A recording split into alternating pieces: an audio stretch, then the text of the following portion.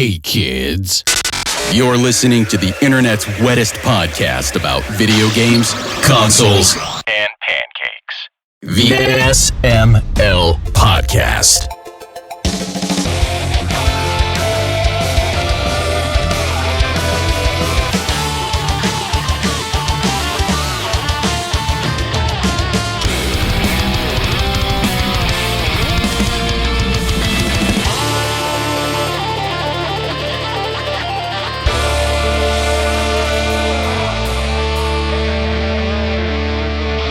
Howdy. Hello. I'm dropping frames like a motherfucker tonight. That sucks. Yeah. I don't know what to do. Keeps going into red. Is anyone watching? I stopped the stream so that I would cut down on whatever bandwidth I could. Is it like getting shitty? Okay. Give me a second. Loading it up now. Probably. Okay, how's it sound now? Much better. There you go. Yeah, the freaking Discord ads. is trying to use my so sometimes Discord will automatically switch the microphone back to the microphone built into my web camera, Yep. Yeah. which is far away. So yeah, that would make a far away sound because that is where it is. But now I'm using my fancy ass mic. Yeah. Okay, yeah. No. The stream seems fine to me. All right, that's good. It's in the red right now. So, and again, it's just the static screen. Let me switch to. Oh, that's a low camera. Yeah, like none of our conversation is like cutting out or anything for me, so As long as the audio is good. yeah, it's Sometimes fine. like the stream will start bad for me and then it'll just straighten up. Yeah, this is like 11 minutes in and I'm still getting red on OBS. Rip. Yeah, good shit. Hi, Tim. Loofah. Oh my god. As soon as I close the door, Wilfred wants out of the room.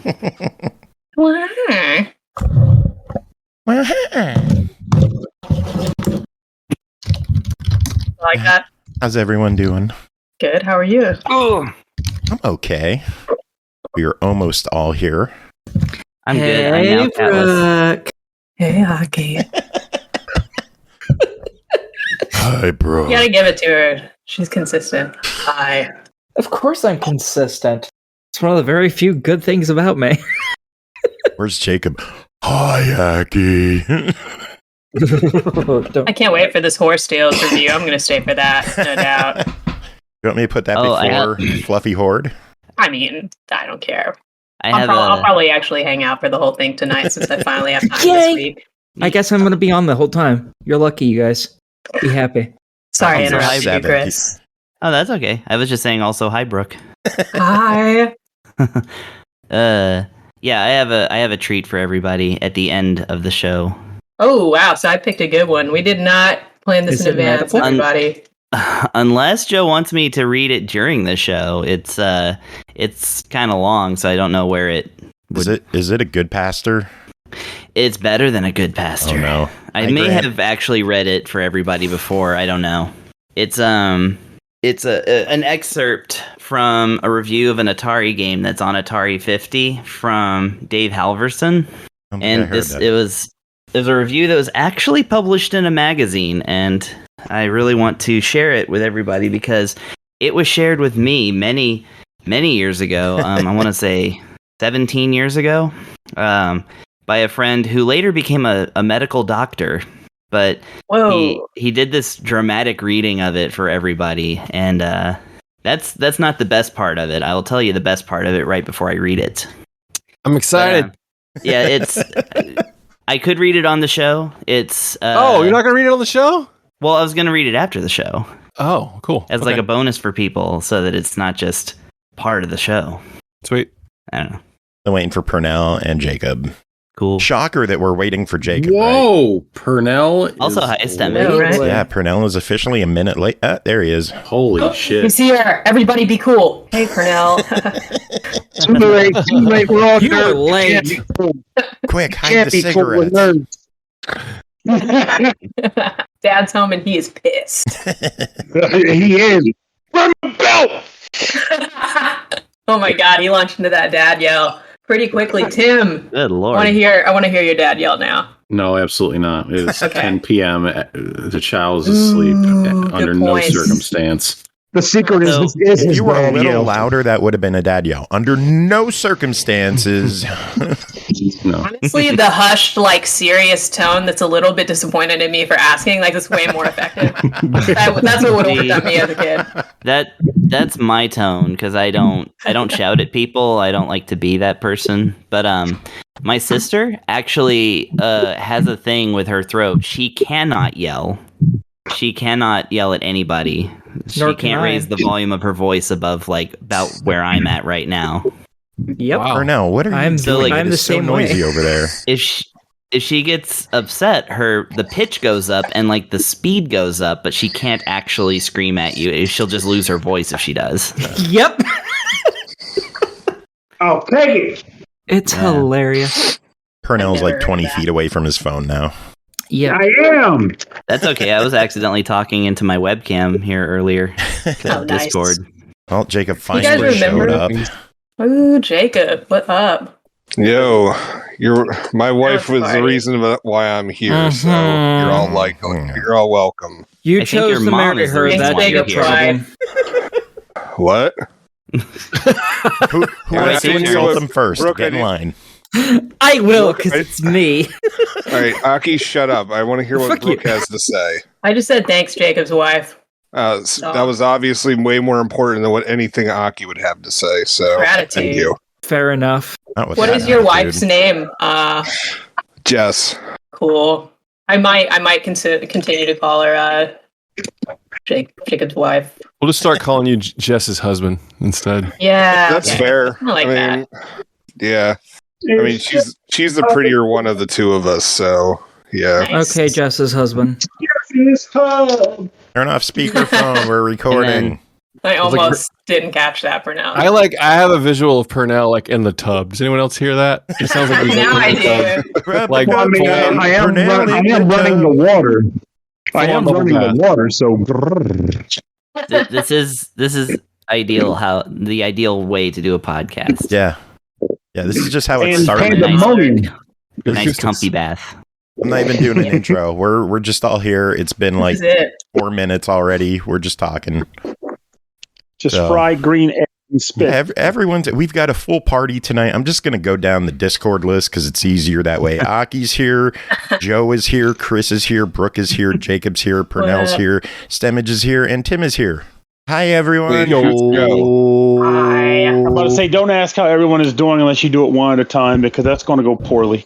Welcome back, Stimmy. 1, 2, 3, go. What up? What up? Can't complain. That was What? a letdown. I missed my cue. Yeah, I didn't know what we were doing. all saying how you were doing it once. Oh, But it didn't work well. Grant, how are you doing? I'm good. It'd be better if I was in the tub, like Pernell. I love the idea of like a tub pod. You know what I mean? Like, Yeah. get the good condensed Tubcast. mic hanging over the tub, all dangerous like, and just splish splash a little. I wonder how Discord's noise cancellation would handle that. Huh? I mean, on Twitch, you just inflate a pool in your living room and wear a skimpy $1 million. bikini. exactly. And And, $1 million bucks. Ching ching, bling bling. No one wants to see me. Ching, in a write bikini. this down. Ching ching. Though I will admit, though, one thing I found funny about this, I did read an article at one point where like it was mentioned that she had been interviewed about that, and apparently the pool did in fact result in some like a good expensive chunk of damage to her house that they had to pay and fix. But it's like, well, I like that the Pernell, nobody had to name any names. We just instantly started talking about the one person, even though pools, hot tubs, and beaches is like an entire category on Twitch, entirely full of exactly the same person. Yeah. but we know who originated that trend. That's the thing. At least I do. That's what. Personally, I Who's don't know Pernell? that. I just know I wish it was me. Shit. that's the I'd person be a who, millionaire. I was gonna say I don't know, but I do know that like I think that's Wasn't so it funny that Amaranth it's or something like associated that? with Yeah, I think so. And I'm pretty sure she was the one who started it. Yes, thank I you. honestly don't know. But it's funny because it's like, that is the one person like that you would think of when you think about Twitch, hot tub, beaches and pools, streams. And I'm the I second. mean, she was always on the front page, so Yeah. I think she's still on the she front looks page, good isn't in she? a bathing suit. Well, she's Yeah. still. I don't Yeah, know she that is. there was a whole thing. There's been a with- few with whole her. things, but But yeah, I haven't. Yeah, I feel bad for her. Poor thing. absolutely. Although, new option though for donating enough bits. Have enough bits, Joe will toss a toaster into my bathtub. Hey. Oh Yeah. yeah. Is one bit I enough never for that? bought bits Because I before, throw in a man. bit One for bit that. enough. It's one bit. I'm Jesus. price, Aki just price shopping right now for gives those up her whole bits. paycheck just to toss Can't in the even- toaster into mine. Yep. I Can't even, mean, I got, can't even give 100%. the man's toaster pane a value. Just like I got Yeah, a pretty one bit, healthy. a penny. I got a pretty healthy video game collection. I might head over to the pawn shop and we'll see how many bits I end up with. I don't think the pawn The shop answer would is do that 20 well because for you. pawn shop. Yeah. just don't go to GameStop. You'll end up with like negative bits. I was about to say. Someone posted they had a special edition speckled white Xbox One, and GameStop says they'll give them a penny for it. Ooh. Actually, Chris, Wow. you might appreciate this. So, I'm not much about like Twitch streams and stuff. But I'm starting to get into them now because I have a buddy who is playing through Landstalker now because of me having played Landstalker and challenging him to it, and he's seeing it through. Like I'm watching him suffer through all the platforming. That's beautiful. It's kismet. I don't know how else to explain. It just feels good. I'm like that is get it. one of the great qualities of Twitch is when you get to know somebody who streams and you're like talking up a game and they're like, I'm gonna play that on my stream, and then you just like watch them like experience it for the first time. You get to like feel it all over again for yourself too. yeah, it's it And then they're really like, helps. man, this game sucks. In fact, so far it's been reverting. He thought the game sucked. I'm like, no, it's one of my favorites. You should really give it a serious try as an adult. So It's he even went in better being when like, they this think game's it sucks. Yeah, exactly. Like he was like, this game is shit. We'd be on panels together yelling at each other about how much he hates the game and I like it. And now he's like, I think I'm going to regret admitting this, but I think you were right. This is a good game. I haven't gotten to the end yet, but I think I'm liking this more than I remember it being bad. So I'm like, there we go. And he was like, it's not perfect. I'm like, I never said it was perfect. I'm just saying it's fun. Just saying it's fun. Say that. What game is this? I want to know what game this is. Landstalker.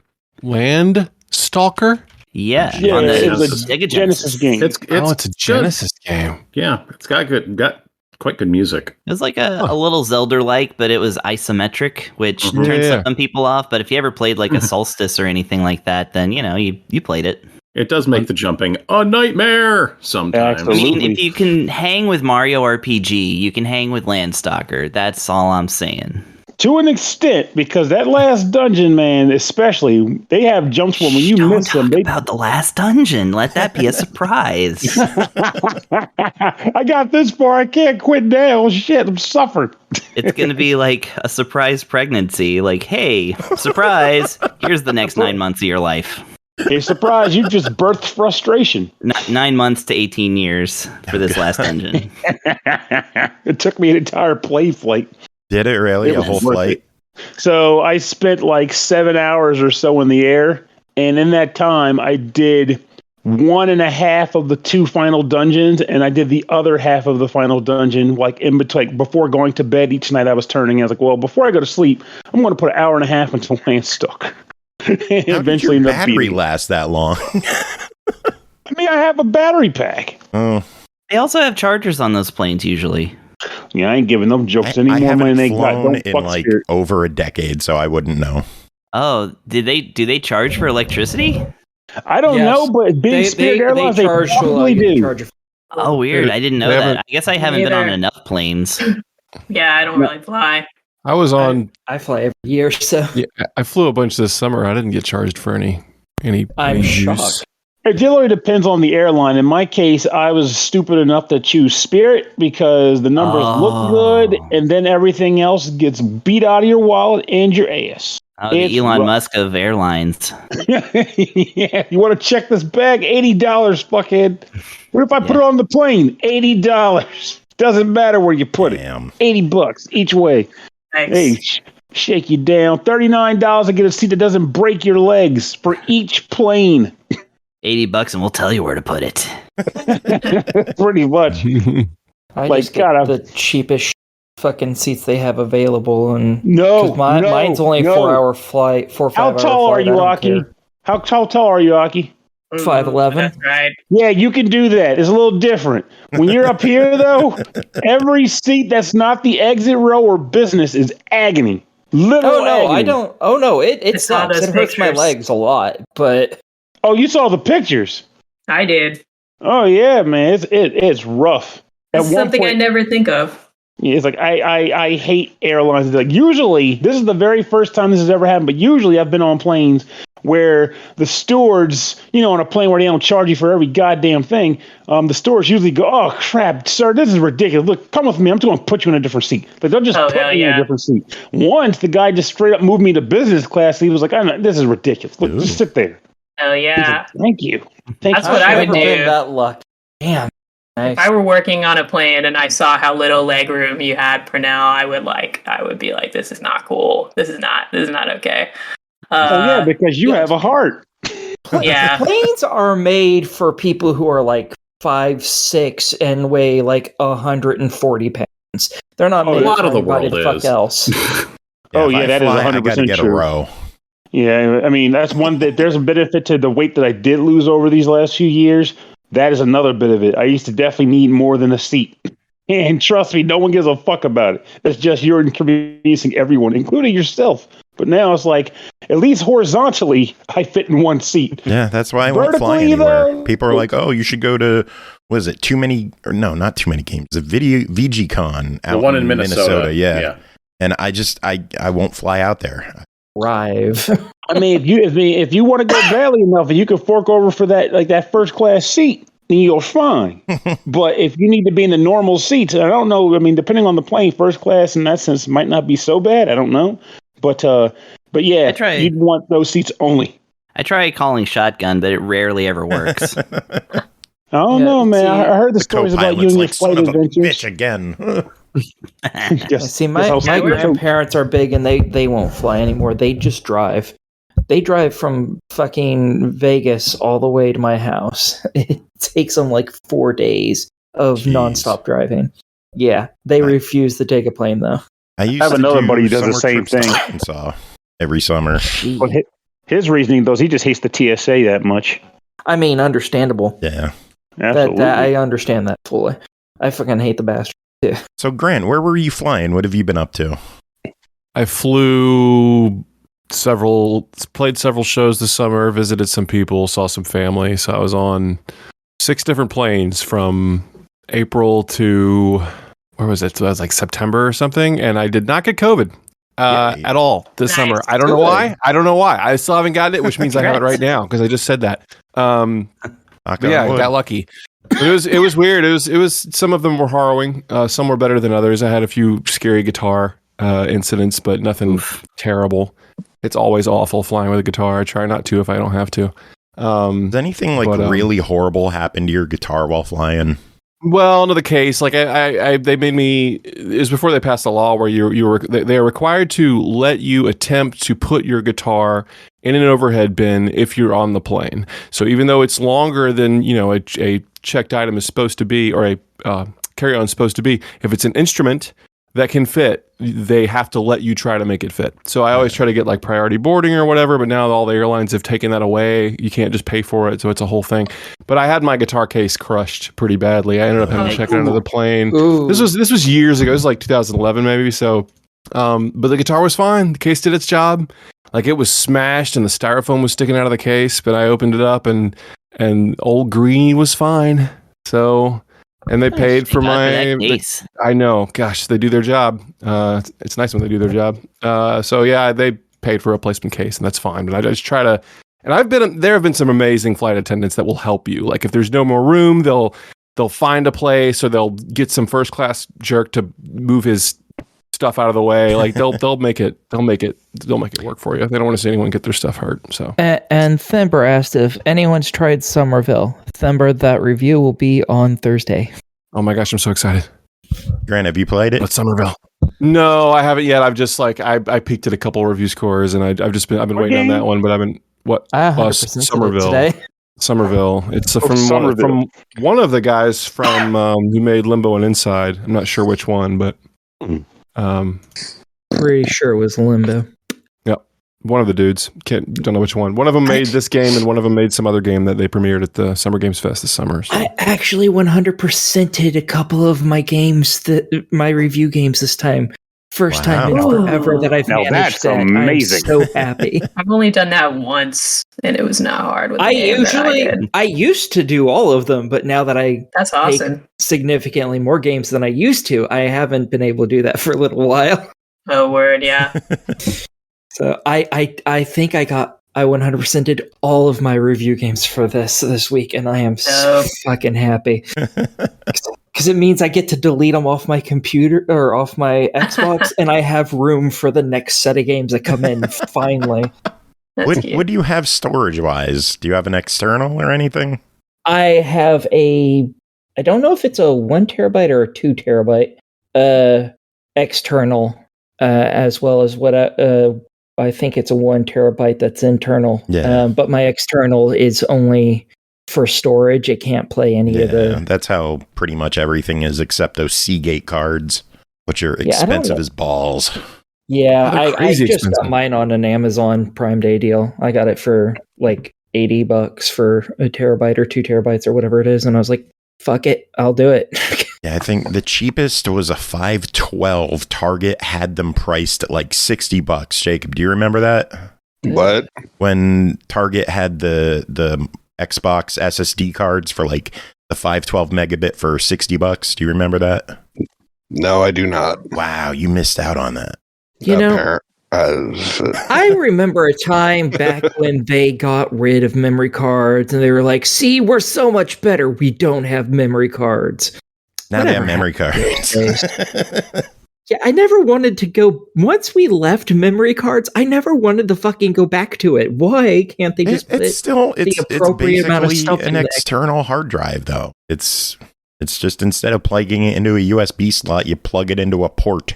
Yeah, the system should just have enough in it.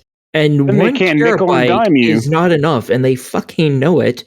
But then they can't nickel and dime you. Well... That's their gimmick now. They got used to it. They know we'll pay it, so they're just assholes about it and say, "Well, fuck people," and we just kind of deal with it.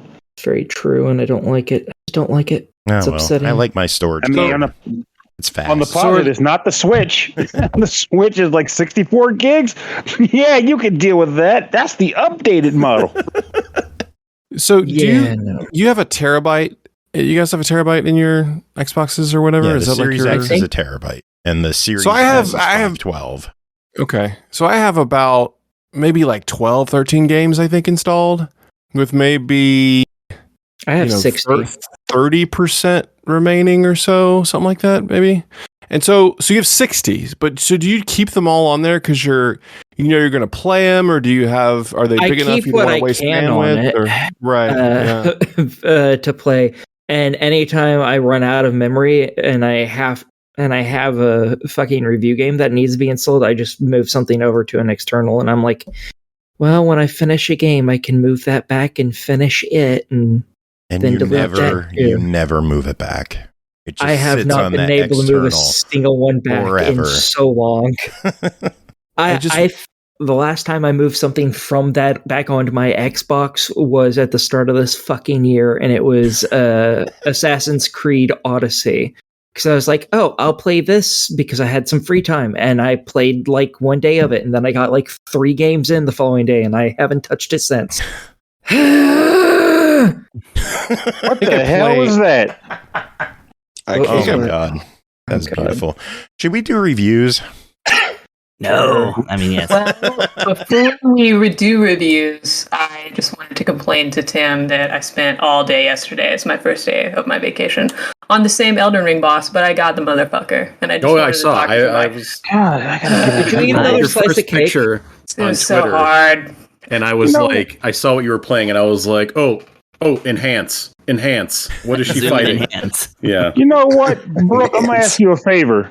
I want to play more Elden Ring before the year is out, but I know Pokemon's going to eat my soul when it comes out this week. Yeah. So try to not let me forget that Elden Ring is a thing that exists, because I want to go back and play that goddamn game. And like, I'm a really good one to encourage you, because I've played like very inconsistently this year. Like, I've had a crazy 6 months, and I'm finally off work, and I'm mysteriously am playing Elden Ring again, and actually have energy for it. So like, definitely freaking know how it is.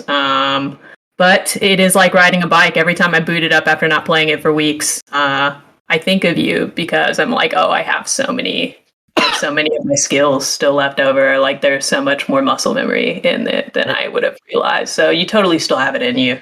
That is like riding a bike. 'Cause every time I ride a bike, I think of Pernell. Oh, sucks. That sounds dirty, but okay. It doesn't have to be dirty. Every time I ride a bike, I fall over. dirty. I mean, No, this Augie, is no, the Augie, sounds SML like podcast. So. Hey, it's Augie, it sounds Tuesday like night, though. Tuesdays. no, I'm Aki, it here. sounds That like doesn't friendship. Okay, It sounds that's like true. friendship, Aki. Yeah, that's a special kind of friendship. I actually, I finally, speaking of Elden Ring, I finally moved my PS4 into my office and hooked it up. So now I can finally get back to playing Elden Ring and not have to be tied to the living room television where I do not belong. I have a question for Brooke. Did you eat another slice of cake today?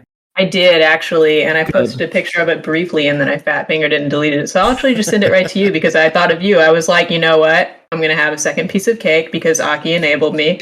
And I even got myself every day of your vacation. I can't. Just one slice, that's all. I'm calling it at 2 days, but I did put a little number 2 candle, and like a psycho. Like a psycho, I also bought myself candles that say "I love you," and it's all for me. So it's not weird. It's fine that I'm doing this. Yeah, it's a vacation. Yeah, yes. I'm living it up. I'm trying very hard to relax, you guys. I wake up in the morning, and within an hour, I've like lit 5 scented candles, and I'm like trying to take a deep breath. It's tough. I need more fire to relax. And then I'll get all relaxed, and then I'll like load up Elden Ring, and then my heart's racing out of my chest, and I'm drenched in sweat, and I still haven't made any progress on the boss. But I got him, dude. Tim, I got him. It took me forever. How old are you supposed to be to beat that guy? Because I spent literally all day on him. I'm level 88. How old? Like what level? Oh, I don't. I was. Yeah, how old do you gotta be? Well, Tim's like, I aged 12 years to beat that fucker. Now I can't go back. I was looking at your stats, and I was like, that seems a little low. But I don't know. You're making it work. You're also doing something with Arcane. And I like how you're like you have your vigor like very, very high. That I don't know. Just reading the stats of your first like Souls game character says a lot about you as a person. This is actually, I'm glad you took the time to read that, because I was thinking as I uploaded it, although like I am still such a noob to Souls games, like it really shows. Like I obviously have the respect, and I obviously don't know what I'm doing, and obviously like vigor, but like it's not that important for my character. So one day I might respect, but I'm trying to see how far I can get. But then I finally, like towards the end of the day yesterday, I went and leveled up my weapon a little bit. I think I'm like plus 18 Uji Katana now. So it's pretty up there. I think like my weapon's probably kind of a higher level than I am, if that makes sense. That's what it feels like, but I don't know if that's true. Yeah. I'm doing a lot of damage, but like I get killed with one shot a lot. So it's fine. I'm having a good time. Yeah. Joe's like, reviews. No, that's just another game I got to get back to eventually. Yeah. I plan on it. I just want to talk about my cat more. Simon's awesome. I want you to talk about your cat more. I also want to get reviews because I got to get up in the morning. Let's go. Okay. All right, people. Reviews, ready? Look alive. 1, 2, 3. And go. First game to talk about tonight is Atari 50, the anniversary celebration, developed by Digital Eclipse, published by Atari, released November 11th on Xbox One, Series X and S, Switch, PS4, PS5, and PC for $39.99. Join the celebration. Atari 50, the anniversary celebration, takes you on an interactive journey through 50 years of video games. Chris, what is going on in Atari 50? It's got Ninja Golf. Review over. Yay, $40. What do you think? Oh, nice. Absolutely. No. I guess I should give him more. Would you play it on? No, okay. What are you playing on? I got it on Switch. That's the one I was told to buy by a dude who worked on it, so that you win. Oh, good. You win. I wonder if we know the same dude that worked on it.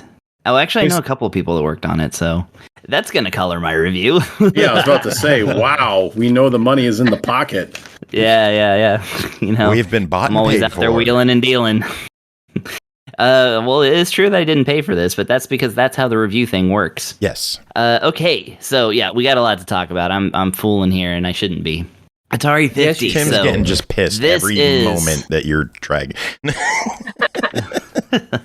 So this is I'm gonna say a super compilation. This isn't even like a compilation. Like Taito Milestones is a compilation. This is like something else entirely. But it's a few things. It is a collection of games, over 100 of them, for the Atari. But that's not a big deal. We've already got the Atari Classics collection that has 150 games in it. So, eat that, Atari 50. Just kidding.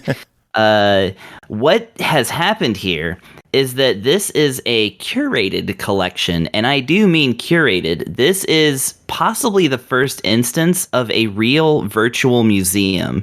And I don't just mean that it's like the Namco Museum collections where you're walking around like a 3D like recreation of a museum, but then you like walk around in it and then there's like some arcade games and you just play the games and that's it. Although that was really, really neat and so unnecessary.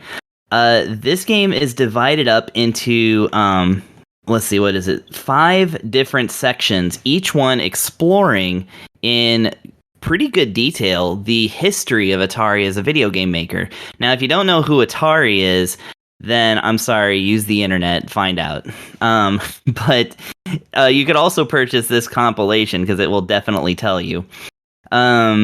It goes from its arcade origins in the like kind of late 70s. Well, of course, 50 years ago. So I guess the early 70s. And then it goes on to like talk about the birth of the console. Of course, it goes over the famous video game crash that I was born just in time to be a baby during. And then it talks about like their PC stuff, their later day stuff, their stuff in the 90s. That's right. It goes over the Lynx and the Jaguar, including those games, some of them. So what it is that when you're going through the different sections, it breaks it up into like little timelines where you like read little blurbs, and then it'll show you like pictures and stuff, and it'll let you zoom in on them as much as you can, until it's like kind of looks good. Not like super zoom, like you can't read like the letters on the buttons and stuff. But it also has videos, and these videos contain like high quality documentary style like interviews with people who were there at the time making this stuff.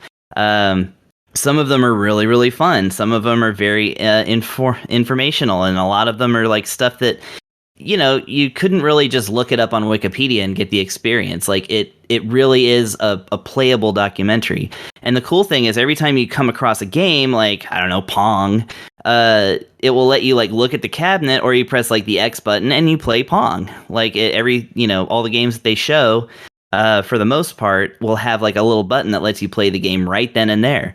So it's one of those things where, that always, when it comes to like retro documentaries and stuff like that, especially about video games, like it'll show the video game and I'm like, I want to play that right now. I'm going to pause this and actually play this game, and then I'll come back to the documentary stuff. Because, they hype it up so much that you're like, God, I really want to play Breakout. And that's what this thing actually lets you do. So that's kind of cool. So yeah, you go through all those, and because they even made kind of a game out of the game museum, because each one of the 5 sections has an explored percentage. So if you look at the content, zoom in on stuff, play the videos, play the games, then your percentage goes up. So you can actually 100% a museum, which is amazing. That bums me out, because I know we're jumping ahead in the review. We will come back to this, but it bums me out that they have this game-like atmosphere to the museum, and the achievements in the Xbox version and the trophies in the PlayStation version are dog shit. I'm sorry about that. There's like 16 of them, and they're all related to the new games. Nothing old, nothing to the museum, nothing to the videos, nothing. Like there's nothing that really drags you into playing this, but they win on content, which is, achievement hunters will cry, but everyone else is going to love this thing. Yeah, suck it non-Switch people. No, I'm just kidding. Well, we'll get to the content because I've actually got some things to say about that. But you did provide a good segue into my next point before I get too, high in the sky about the museum part. The game collection, which you can just go ahead and look at just the basic list of games anytime you want. And it basically sorts them. You can sort them by platform. You can also sort them by like recently played year, title, whatever. So there's different ways to like actually sort them, which is kind of cool. Including alphabetically. Ooh. But fancy. Yeah. Except that the one thing is you have to like, I don't think you can back scroll, so I just had to push X like 10 times to get back where I was.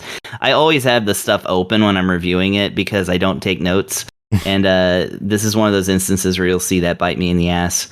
But anyways, so the game collection is there, and there's a few things that stand out. One, of course, is the 7 brand new / reimagined games that they have provided with this collection. So they have a new kind of a 3D version of Haunted Houses, which is the original game is ridiculous. It's they call it the first survival horror game because you have to go through a darkened mansion and, using your light source to collect items and, solve puzzles and like get through the areas and avoid ghosts.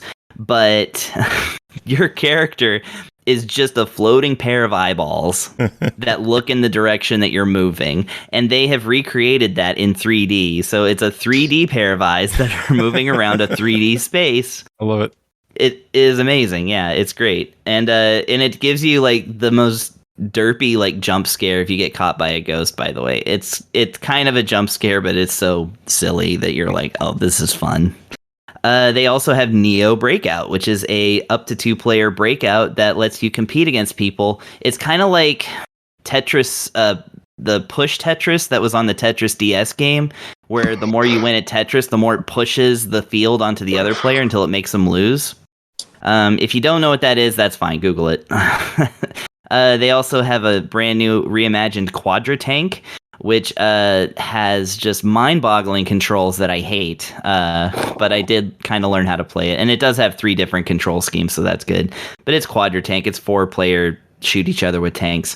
One of the most exciting ones that they have in here is the final Sword Quest game. So if you didn't know, and I've talked about this in the Atari Classics collection because I mentioned that it included there's 4 Sword Quest. Well, there were 3 Sword Quest games on the Atari 2600. These are like puzzle adventure games where you had to read a included comic book in order to get clues to how to solve the puzzles, and they were all kind of linked together. And the third one, Sword Quest Waterworld, had like this big contest attached to it and stuff. But yeah, Earth World and Fire World were the first 2, and then Waterworld was so rare that it's like one of the most expensive like game cartridges out there for like this old of a system. It's like thousands of dollars, but they included it in the Atari Classics collection. Suck it, collectors. And in this collection. However, now in the year of our Lord 2022, they finally completed the quadrilogy and finished Airworld, which had never come out. So it's a brand new Sword Quest, and it's the last one. So if you're a fan of that series, it's I hope awesome. Yeah, awesome. You know what else is awesome? Root Beer dropping a sub for the 35th month. Thank you, Root Beer. Love having you here. If you like Switch games, you might want to check our channel reward points things. Sweet. Yeah. Yeah, back to the review. They have finished Airworld. Again, there's some other reimagined ones. There are also unlockable games, which is bullshit, but I did manage to unlock 2 of them. So, they give you little like clues, like poems about how to unlock these games and stuff. And I figured out the first one, but the second one, I just literally, it got spoiled for me on Twitter, and then I went and unlocked it myself, and I was like, okay, good. It contains a lot of like the actual classic arcade games, lots of 2600 games, and like I said, it goes up to even including a little bit of Atari 800, 5200, and 7800. And 7800, of course, the most important game that they included was Ninja Golf. I don't even have to explain what it is. It is Ninja Golf. It is golf. It is ninjas. That is the must play on the on that. But it also like includes like, you know, Basket Brawl and Scrapyard Dog, which is it's just terrible. But they included both the Lynx version and the 7800 version of it. It's one of the few side scrollers on both systems, so like people are excited about it. Is the Lynx represented well? I didn't realize they had any Lynx stuff in this game. Yeah, so that's the thing, is that the later systems, like, you know, 7800, it's got like, you know, I'm looking at 7 games, and then it goes to Lynx, and it's like 5 games, and that's cool. then yeah. I mean, it's pretty cool. Like, it's for more, honestly. Like, we have so many 2600 games on so many compilations. I think they should have gone whole hog with the stuff we haven't gotten before. Yeah, and Jaguar is really where you're just kind of like, okay, but I mean, truth be told, there weren't that many great games on the Jaguar. Very true. But one of the ones that was the most noteworthy, and I feel like also on the Lynx, like there's some that they probably couldn't get because of licensing. So like Batman Returns, excellent Lynx game. You know, Aliens versus Predators, a really pretty solid Doom clone on the Jaguar, but you know, neither are here. What we do have is Club Drive, which is a notorious game. Cybermorph, which we will talk about after the show. But actually, I like Cybermorph a lot. This is my first time really playing it, and I'm like, actually, this is pretty good. That's pretty good. Fight for Life, which was kind of a Virtua Fighter clone, and it was actually fairly solid, but again, notorious. It has a bad reputation. But like, then you get the like really cool ones like Tempest 2000 and Ruiner Pinball, both of which are very solid. I'm sure, Grant, have you tried Ruiner Pinball? I have. I'm a fan. Okay, I thought so because you love pinball. So I do. And of course, Trevor McFur in the Crescent Galaxy. The less said about which, the better. But so no Stun Runner, huh? No Stun Runner. No what else? Like California games. No. Okay, that's fine. No California games. Pretty good. The BMX on the Lynx California games is the best BMX has ever been. Nice. Yeah, so like it does peter off a little bit towards the end, but again, it's more with this collection about the interactive documentary part of it, the museum aspect of it. They're really digging in and learning about like the company, because for somebody like me who grew up on NES, I always saw NES or like Atari stuff as being just too old. And I couldn't afford any of their later day consoles either. So it's like, as a you know, minor fan, this compilation definitely did a lot for me to appreciate the company a lot more. So I quite enjoyed my time with it, and I think that this whole package presentation, the way it's done, should really be copycatted by a lot of people. Because I mean, like I bought. People say this is like the definitive retro compilation with how they took care of everything, and SNK was like the chief to take down. Yeah, and I mean SNK 40th was amazing as well, but yeah, this one definitely ups the game. It doesn't have everything that SNK 40th does, and it certainly doesn't have the deep dive obscurities and stuff, but it's a really good best of. And like I said, you know, for the exact same price, you can buy Taito Milestones, which is 10 games. Literally all it is 10 games in a menu. Jeez. And they're all they're the Arcade Archives version, so you get like the Arcade Archives like menus and stuff. Fall into the abyss and options. But it's just like that's all the compilation is. It's nothing else, and it's the same price. So like, you know, comparing this to other compilations, it really stands on top. Have you seen the controller that they've released, or the 3D printing plans for the Xbox version of this game? Yeah, they already have one for Switch. They Mike Mika put out like this on Twitter. It's like they have a 3D printing thing that you can do to make a paddle style controller attachment for your Nintendo controllers, and I guess Xbox controllers now. I feel like they're working on PlayStation as well, but well, they said PlayStation has the touchpad if you're for analog control, so they didn't really mess with that. But I didn't know it was for Switch too. I literally just bought the Switch version while we're on this show. So you did your job. I sold one. Oh, you did. You sold one. I'm so excited about it. But I didn't know they did a 3D printing thing for Switch. They just said to get that because it uses touchscreen. Yeah. Oh, nice. So. You know what? I did not test the touchscreen on the on the Switch version. I better do that, I guess. Nice to know it's there, though. Yeah, totally. Now the game's $40. What is your verdict? Well, my verdict is the same as it was before. It's got Ninja Golf on it. It is a buy it. I would have bought it just for Ninja Golf. I'm so glad that it came with all this other crap. Nice. All right, moving on. Next game is Ghost Song, developed by Old Moon, published by Humble Games, released November 3rd on Xbox One, Series X and S for $19.99. Also available as a part of Xbox Game Pass. On the desolate moon of Lorien, a long-dormant dead suit awakens from slumber, armed and combat-ready, memory clear of purpose, but something new is stirring. Descend deep into the darkness, only then will you learn, or is it remember, the truth. Tim, what's going on in Ghost Song? Oh my God, I think, I don't know, here we are in mid-November of this year, and I think this game is... When I reach the moment where I maybe have played too many Souls-likes and or too many Metroidvanias all at the same time. So yeah, this is Souls-like mechanics draped over Super Metroid, or Super Metroid draped over Souls-like mechanics, whichever way you want to take it. You are the ghost suit thing. So you have a Samus-like I guess appearance and movement set to a certain extent, in that you have a buster, a gun on your arm. You can hold a trigger to aim it around. You will pick up stuff. You'll pick up special weapons. One of the first things you pick up is a missile type deal that blows open pinkish red doors if you shoot enough missiles at it. Those attacks are tied to a what do you call a meter instead of having a quantity available.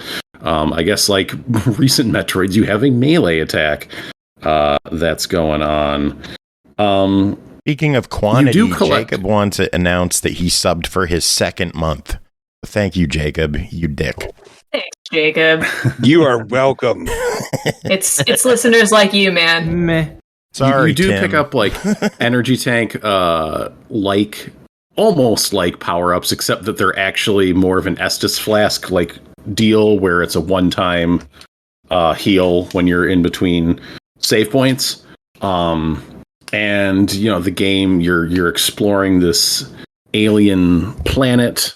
There is mystery and isolation about. The game sets a good tone for kind of that Super Metroid-y space sci-fi vibe. It's going to grab your Dark Souls-y tropes where you're picking up experience points off of enemies. You are reaching checkpoints where you can spend them. If you die out in the field, you drop your shit where you stood. And your suit, your ghost suit, is also semi-permanently damaged, I guess I should say. And that your life will be decreased by a certain percentage until such point as you can repair the damage. And so it's doing that. The problem is that I don't like anything about playing this game at all. I like the artwork. It is a beautiful game, I think. Yeah, it looks nice. It sets a good mood. So one, your character moves very slowly, which sucks when you're having to traverse a lot of ground quickly and retread ground as well. You get a horizontal dash early on, which also gives you you have invincibility at the beginning of the dash, but only you only get invincible if you use the dash repeatedly. You don't get invincibility. There's a little meter that has to refill. But anyways, what you find yourself doing is just mashing on the dash to try to just move faster around these areas. Enemies are freaking just take so much damage. Bullet sponges to take down absolute bullet, damage sponges. They are meaty boys. like I said, when you die, you drop your stuff, you go back to a checkpoint. The save points are pretty scattered. They are not like frequent. And furthermore, there is the second type of save point, the one you really like, the one that lets you upgrade your character and repair that semi-permanent damage to your suit. Those are even further apart. So, you're collecting currency, but you can only spend it in very few places in the game. And that sucks. Well, you can also use it. It also acts as currency. There is a shop up at this like ship you're trying to help these people repair. But yeah, and if you drop your stuff and you die again, then your stuff's gone. And yeah, Dark Souls magic. But the thing is though, and this is a tough thing when you're adapting a Souls-like game to a two-dimensional plane. What I think people might not realize until they played a lot of Souls games. It's just like, okay, you drop your shit. It is a lot of the time super easy to get back to because you can just run past all the damn enemies, pick it up, and you're good. And the layout of the way there, unless it's like narrow, corridors or whatever between you and your stuff, like it's usually pretty easy to get back.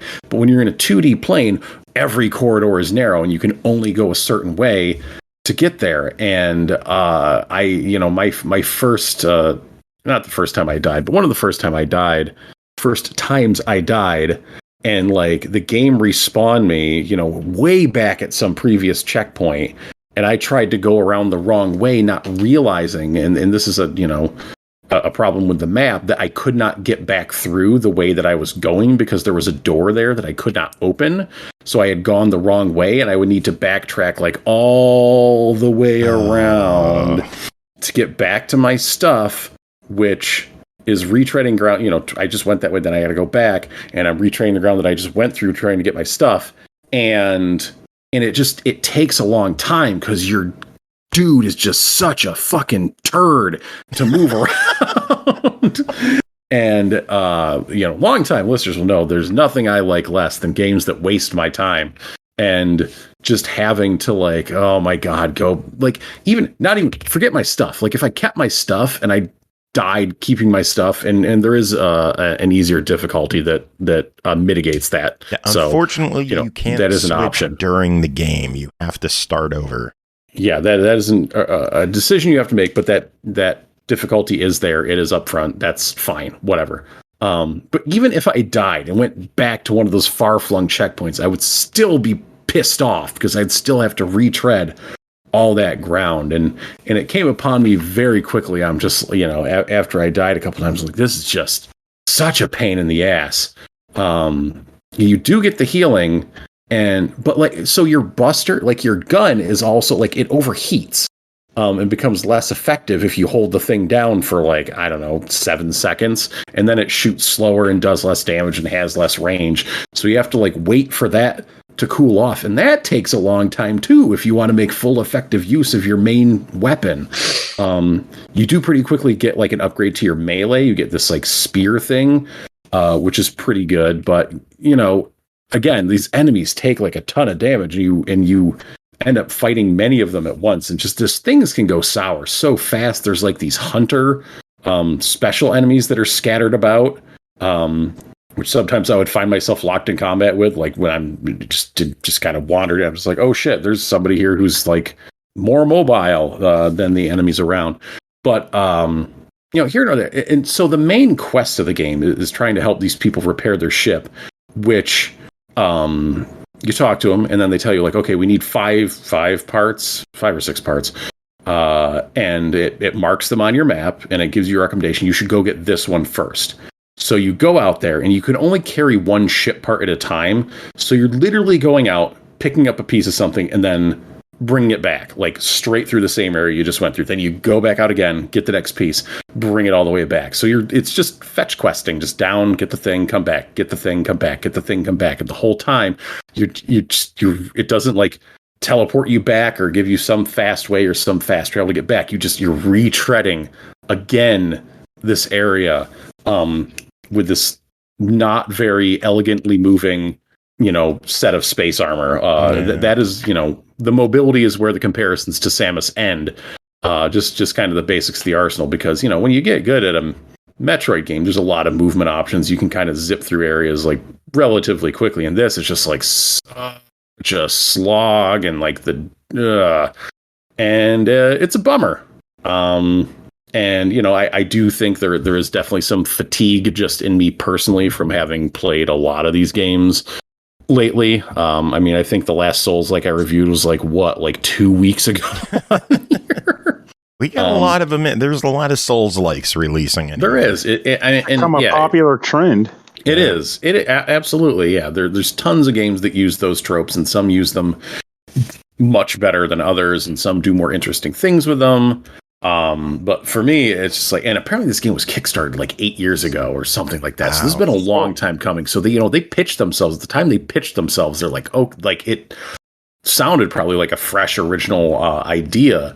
But now in 2022, with it actually coming out, there's been so many, 1, Metroidvania games, 2, Souls-like games, 3, games that combine those two things together, that it does stand out because of its art and kind of its mood. But in terms of its gameplay, it's just okay, this is all stuff we've done before, and it is executed not in a fun fashion. And what would you do to fix it besides increasing the movement speed? What else can you do? I don't know, man. They worked on it for 8 freaking years. It needs more save points.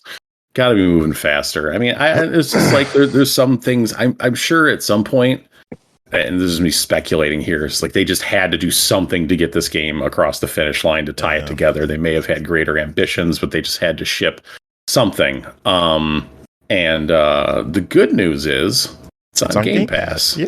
So if you want to dip your toe in, you don't have to spend $20 on it, and I don't think you should. Well, is that your official verdict? Yes, that's $20? That is my verdict. Yeah, I would be quite sour paying $20 for this. A lot of people seem to like it out there. I am not one of them. I don't know if they're just I kickstarted this, however many years ago, and I think they're just tinted by wanting it to be good. But for me, it just did not work. But oh well. I can definitely echo you on the movement and echo you on the lack of save points. That was frustrating. Yeah, those are the two biggest things. I could probably deal with the meaty enemies a bit more if slapping meat. Some more movement options or just so meaty. It's just oh god, I gotta go through this room. There's a bunch of enemies in it. I gotta kill all these guys because they're just in my way. Everything's tall. Because I was kind of looking forward to that game. Hey, you know what? It's on Game Pass. Just check it out. Whatever. It might be your cup of tea, not mine. In my case, you saved me some money because I was it's been getting hyped on a lot of forums, but you know how it goes. There's always something where it's I love this game, but they don't really give you any context on the why they love it. So it puts it on your radar, but you just gave me the context that I needed, so that's good. Mel, do you want to know what game I love, Pernell? SubQuest. No. Vampire Survivors, developed and published by Poncle, released November 10th on Xbox One and Series X and S for $4.99. Also available as part of Xbox Game Pass. Vampire Survivors is a time survival game with minimalistic gameplay and roguelite elements. There's no place where to hide. All you can do is try to survive a cursed night and get as much gold as possible for the next survivor before death inevitably puts an end to your struggles. Jacob, tell us about your time with Vampire Survivors. So Vampire Survivors is this game which initially does not have a lot of lore going into it, but it's one of those things where the farther you get into the game, the more you find out about what's happening. And you start off with a couple of different characters that you can run around as, and I'm not gonna lie, when Joe first proposed this game as hey, do you want to review this? I was I don't know, maybe. But he was all these people are chatting it up as game of the year, and I'm playing it and I'm I don't know what the fuck he's talking about. But at the same time, I couldn't stop playing it. Exactly. Even though I kept even though I couldn't I wasn't getting particularly far, I couldn't make it past 10 minutes. Hey, this game does have a slow ramp, but before you know it, it has its claws in you, and you cannot tear yourself away without leaving a piece of your flesh behind. Once you start figuring out how things work, because as you run around and kill these things, kill all like the different monsters and stuff, you gain experience, and then once you level up, you can decide what specific thing you're gonna trait or power up, what skill power up, whatever you want to call it. Like there's a whip you can use. There's you can hold garlic, which like kind of acts as like a repellent. So it should be stated that like your input in this game is minimal. You are only controlling the movement of your character. You are on a 2D like overhead map. They attack automatically. You just move them around and then select things from a menu when you level up. That is it. Which I'm not going to lie, I found to be really frustrating at first, because I started off with the guy with the whip, and he could only whips from whatever direction you're heading around in, and so it's like I'd have to walk to the right a bunch and then move left, so I could kill all the monsters that were following behind me. But then you upgrade your whip, and the whip comes out on both sides. Yep. Right. And you get the duplicator, and you get 4 whips.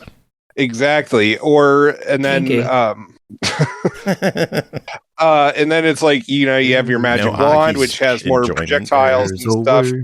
And so it's like you run around and like you kill like little mini bosses, you collect treasure, and you get a bunch of gold. It upgrades something for you. You keep moving around.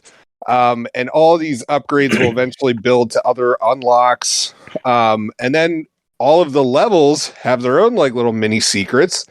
Here's objects that are hidden here. Here's like a character that you can unlock that's over here. But yeah, like once you like start combining shit, like, cause, my friend Baron, he watched me play it cause he was like, oh, what's this thing about?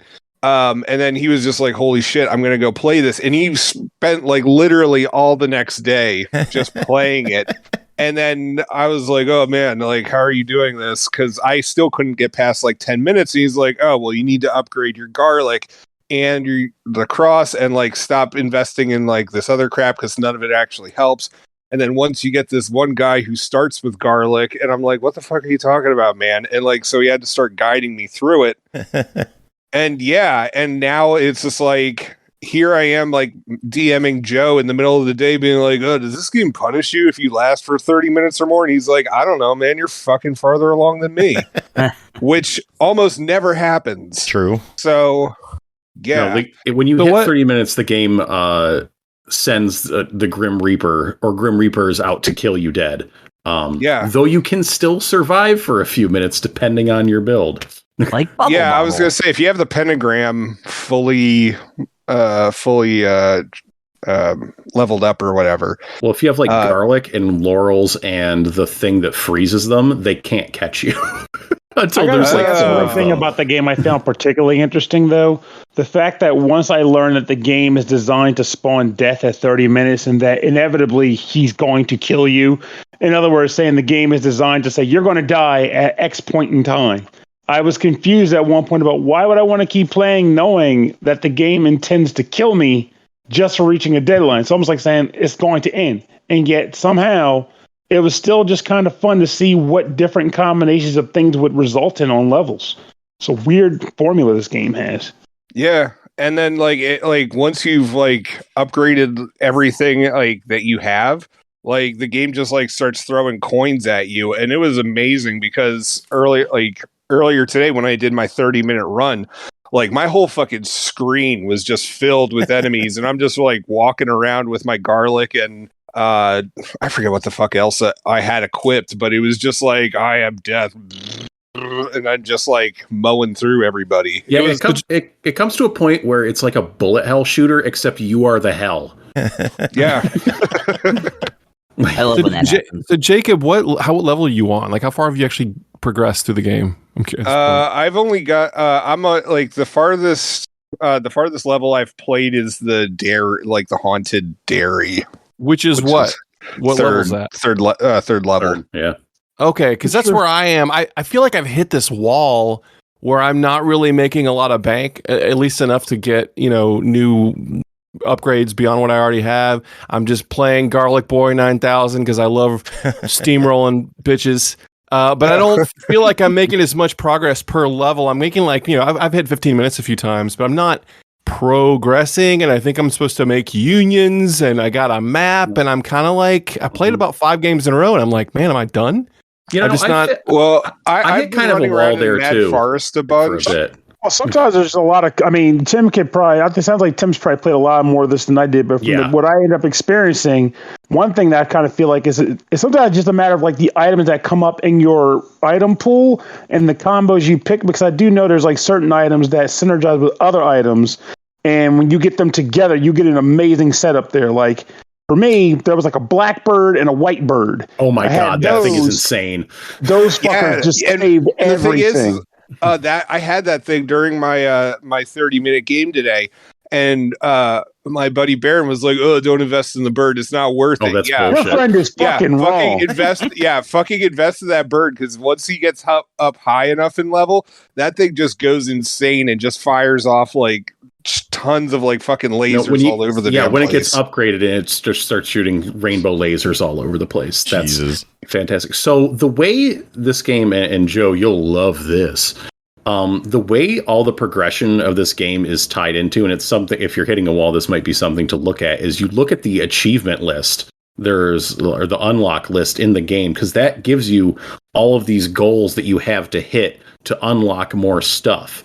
So you look that over and you're like, okay, well, if I get this character to this level, or get this weapon to this level, or get this far on this level, or, break open the coffin to unlock a new character over here, that starts opening more things up. Because I still don't understand how like certain levels unlocked, but you look at this list of unlockables, and each one of those is an achievement. This game has like 130 achievements. Yeah, like, it's ridiculous. And they're all 5 points, I think, or close to it. So it's like, each time you complete a good run, you'll pop off like 6 achievements. But that's that's what you have to look at to like, if you're kind of stuck, I think, to like get your progress going, just kind of look at it and be like, okay, well, what can I do? What is within reach? Other than that, breaking open the coffins to unlock more characters, that gives you more options and stuff to unlock, because that gives you more weapons as well. And getting those weapon fusions also, figuring those out will get you going. I'm at a point where like sometimes in my runs I have like 3 or 4 of the fused super weapons going, and it's just it's a madhouse on the screen. It's insane. My best run was like a 27-minute run, so I got close. I didn't know it capped out at like 30 minutes, but I got close to that max. I had the powered up wand that just shot like a machine gun everywhere, and I loved it.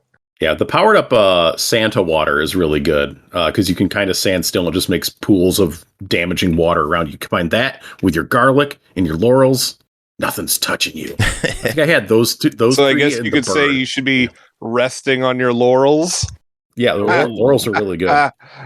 Be ashamed, Jacob. Be very ashamed. Just no sell. No, that was so good. I walked over and unmuted so I could. I love that. Yeah, it's weird. It's like the game. It's like that you explained what Castlevania was to someone, like a native Spanish speaker, but in like your high school Spanish. So it's like all kind of messed up, and they got the gist of it, and then they made this game. Okay, that sounds awesome. It's weird, but there's a lot of Castlevania tropes in there, and Bayonetta. It's something. I mean, it's not as sexy as Bayonetta. Justify the $5 digital. I'll wait for the $50 physical release. No, you need to wait for the 75 limited edition. Yeah, this game is $5. $5, and it's on Game Pass. They could easily charge like $15-$20 for this game, and it's worthwhile. Exactly. I got like $5 you'll spend this year. Yeah, and they actually did raise spent. The price. It was $4. Well, I don't know. I mean, whoa. Yeah, and they're like, we got to raise the price. We got to do something, and they bumped it up to $5, and people are like, oh my god, this is still way too cheap. Yeah, 125% increase. Oh my. Mm-hmm. So, official verdict, Jacob? It sucks. Buy it. Atrocious. Who else wants to give it a buy it? Who? Yeah, I think this entire podcast will. Yeah, why not? It's $5. Like I haven't played it, but yeah, why? $5. Oh man, it was $3 on Steam shortly before it released. Oh man. Yeah, I feel like I remember buying it back in like February or double something the like price. You stupid assholes! No. Yeah, back in April, it had already sold 2.5 million copies. Good God, jeez. No, it's great though. It's a great $5 to spend. I've been playing it on my Steam Deck. It's fantastic on there. I don't know if it'll be able to come to Switch because once this game gets crazy, it might make a Switch just explode, catch on fire. Yeah, yeah. All right. Well, Tim, I guess I'm that's out of here. it for I'm you. going to bed. You get nothing out of me. Bye. Good night. Wow. Bye. Wow. He just cold-blooded. Wow, just gone. He just ding dong the fuck out. Surprised he even finished that last word. Wow, holy shit.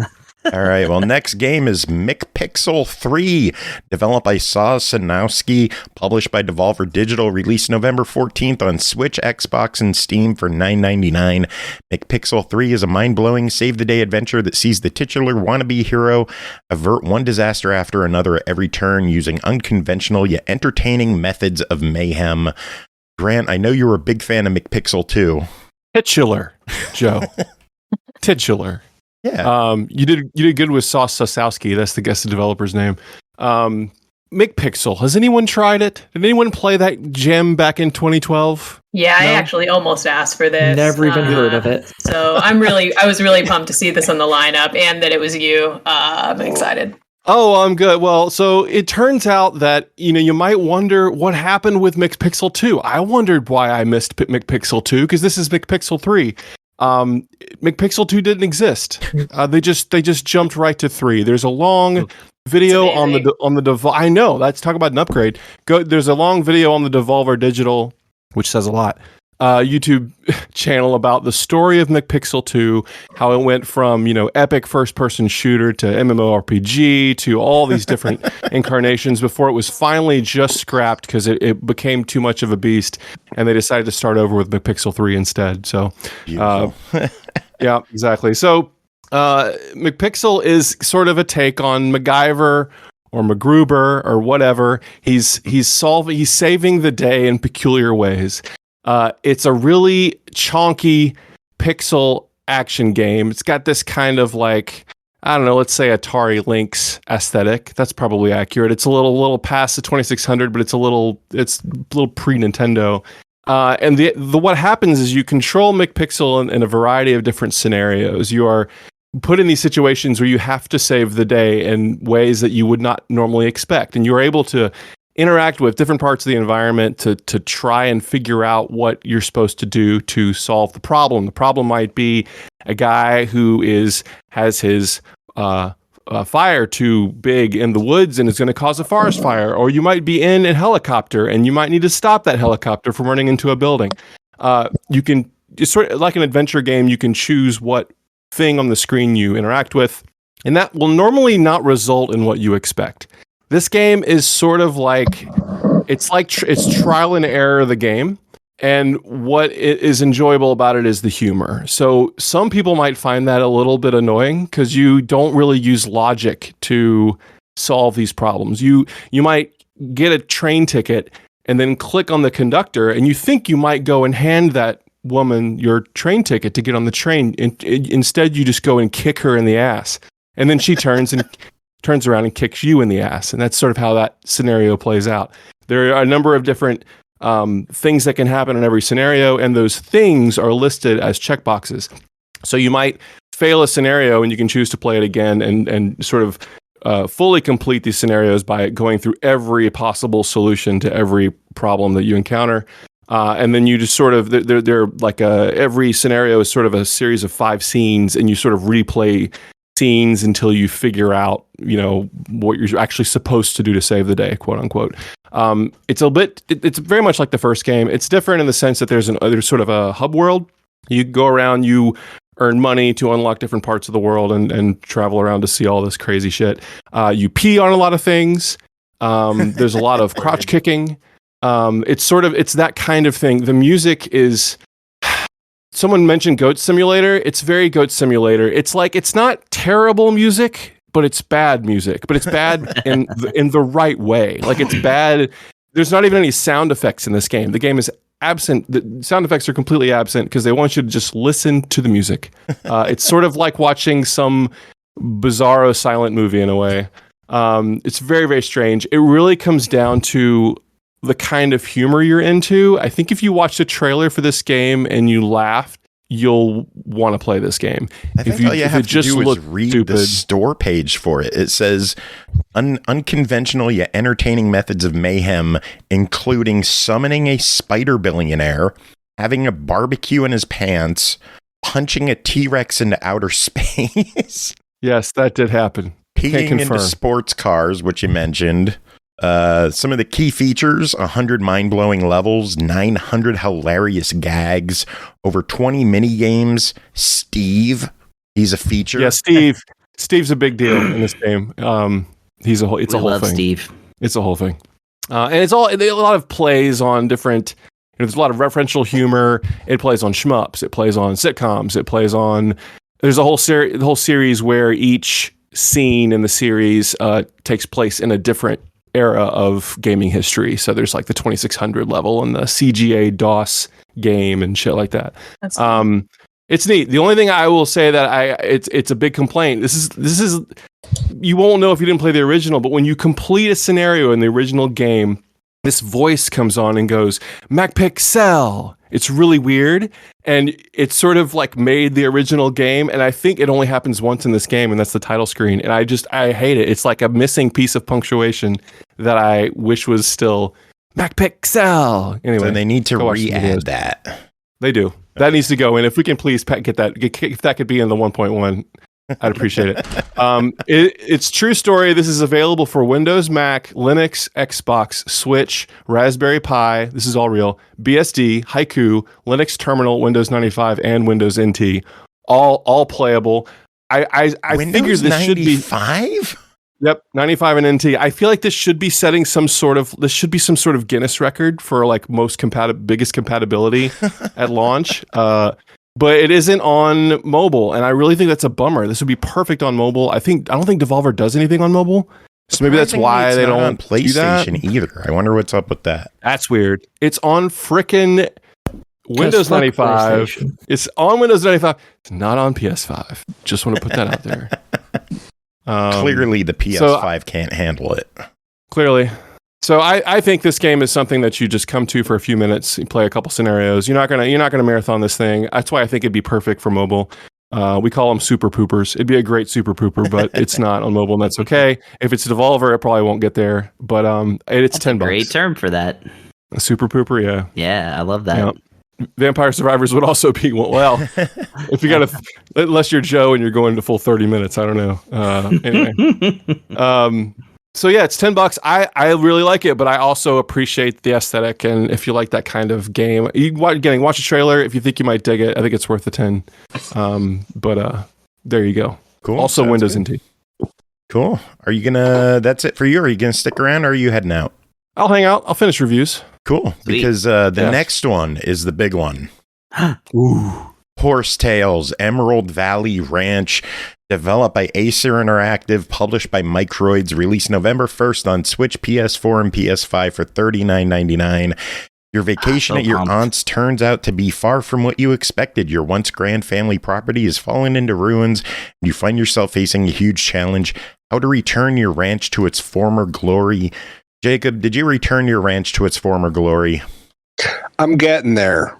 I'm working on it. Slowly but surely. Sure. Yeah. So funnily enough, this game was actually supposed to have been reviewed last week. And when Joe was just like, "Hey, you want to play this horse this horse adventure game?" No. You asked me. All right. Well, first off, is it on Xbox? No. Which initially you had said it was. The press release. Who is the liar here, Joe? The press release was wrong, and they sent out a correction. Anyway. Suck it. Anyway. So, so with this game, here I am figuring, it's just going to be like a normal horse thing, like horse video game where it's just like, yeah, you get to ride a horse, but like, this is some shovelware stuff. And I fire it up and I start playing it. And I immediately DM Joe, and I'm just like, yo, this game is way more in depth than I thought it was going to be. Can we please push this? So as it turns out, the game is just this. I don't even know how to describe it, because it's just. I mean, it's not like an RPG. It's not an action RPG, but it's just like you ride around on a bunch of you ride around on a bunch of horses on this island. You complete quests. And you rebuild your ranch. Plus, there's breeding mechanics in this thing too, which I was not expecting. But let's start off at the beginning. As they say in Sound of Music, it's a very good place to start. Nice. Come on. Anybody else gonna get excited for musical references? No. Same. Right here. All right, thank you. I don't know that one, but I like the line. I appreciate your enthusiasm, Chris. Very pure, Chris. So you get off the boat because you're expecting to be going to your aunt's for your summer vacation, and the dock looks like shit in this town. But it's like a little nice seaside village, and you're met by this one person who works for your aunt, and they're just like, yo, by the way. Yeah, so the place is in disrepair and it kind of sucks, but you do get to pick out a horse for yourself. And I'm like, okay, cool. So the game's gonna let me pick what color. No, it's not just what color. You go and you meet the individual horses, and you're given 4 of them that you could possibly go with to start. You only get one though. But it's just you get multiple things to decide upon. Obviously, color, what kind of horse it is, male or female. And then the horses start having traits too. And it's just it's just some of them running really fast. Some of them going into forests. Some of them don't like going into forests. And, some of them I don't know. All of them shitting on the floor.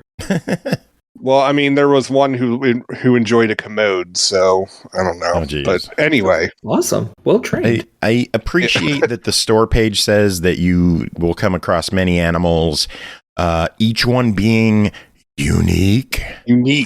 Yes. Yeah. And they're not lying about it either. That that Unicorn Princess game that that I played last year, that thing, it was just essentially what color horse do you want? This one's you got a lot of determining factors that you have to figure out before you even choose your horse. And then on top of it, there's other stuff too, speed, agility, all this other kind of stuff.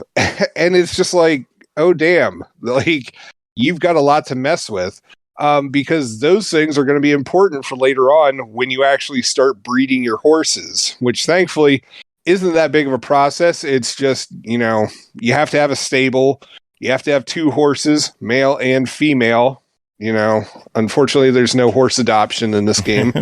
The store page mentions that you can have your own stud farm. Yeah, you can. Amazing. Yeah. And by breeding strategically, you'll be able to enhance their abilities and obtain unique colors for your mounts. Yeah, it gets really in depth, and so the thing is that you end up having to spend a lot of time training your horses, cleaning your horses, going on little fetch quests, running around the island, just trying to gather resources so you can rebuild your aunt's ranch to its former glory, or even better than what it was, because you were able to build up new buildings that she didn't even have. Yeah, fuck her and her original intentions for the farm. You do what you want. You go, girl. Yeah. And so it's just there is a fuck ton to do in this game. Now, I honestly only really had 2 problems with it. The first thing is the camera. It's all over the damn place, and eventually you'll get used to it. But like it's rough from the start, and you can easily fuck yourself over during a race. Just like if you accidentally tilt it the wrong way, because sometimes when you're doing a race, like your horse is going to have to turn on a dime, and you're going to have to be able to turn your camera too at the same time. And it's not something simple like a driving game like Forza or something like that. It like I don't know. Just imagine you drifting horses. Yes. But it's just like, that gets kind of frustrating. And then the game also, like, early on, it explains the mechanics of like how you do stuff. And there was one point where I accidentally advanced through the dialogue too quickly on how to duck underneath branches. And I'm like, oh shit, okay, well, I missed that. And like I'm pushing buttons and the game keeps telling me to like retry it again, but it's not telling me what I have to do. And so like I'm doing a lot of trial and error, and nothing that I'm doing is working. And so I'm like, all right, whatever. I'll just go into the game's control, like the pause menu, and it'll tell me there. No, it won't. So I actually had to restart my game. Thankfully, it was only like 20 minutes in, but because I missed out on how to duck. And I'm just like, that's a weird oversight. By not going goose. Shut up. But it's just like, how do you duck? Just like what button do you push? Oh, it's a combination. It's like down and down and shit. What was it? Well, he's not finishing the game apparently. I have to have my Switch controller back because I'm also not used to using a Switch controller. I had to buy like months ago. We had to buy me one of those like fake Xbox controllers for the Switch, just so I could. Yeah, because my hands also like cramp up after like 5 minutes of using the Joy-Cons.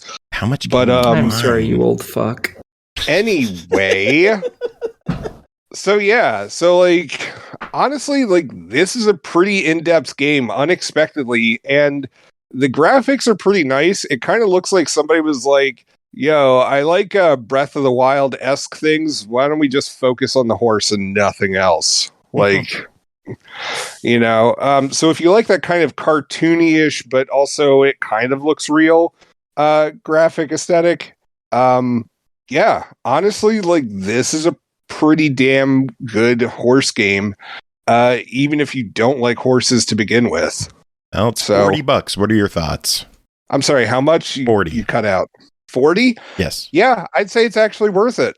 Believe it or not, this was really unexpected. I was really expecting like a little shit shovelware title, and it's definitely not. Like it's surprisingly well done and well thought out.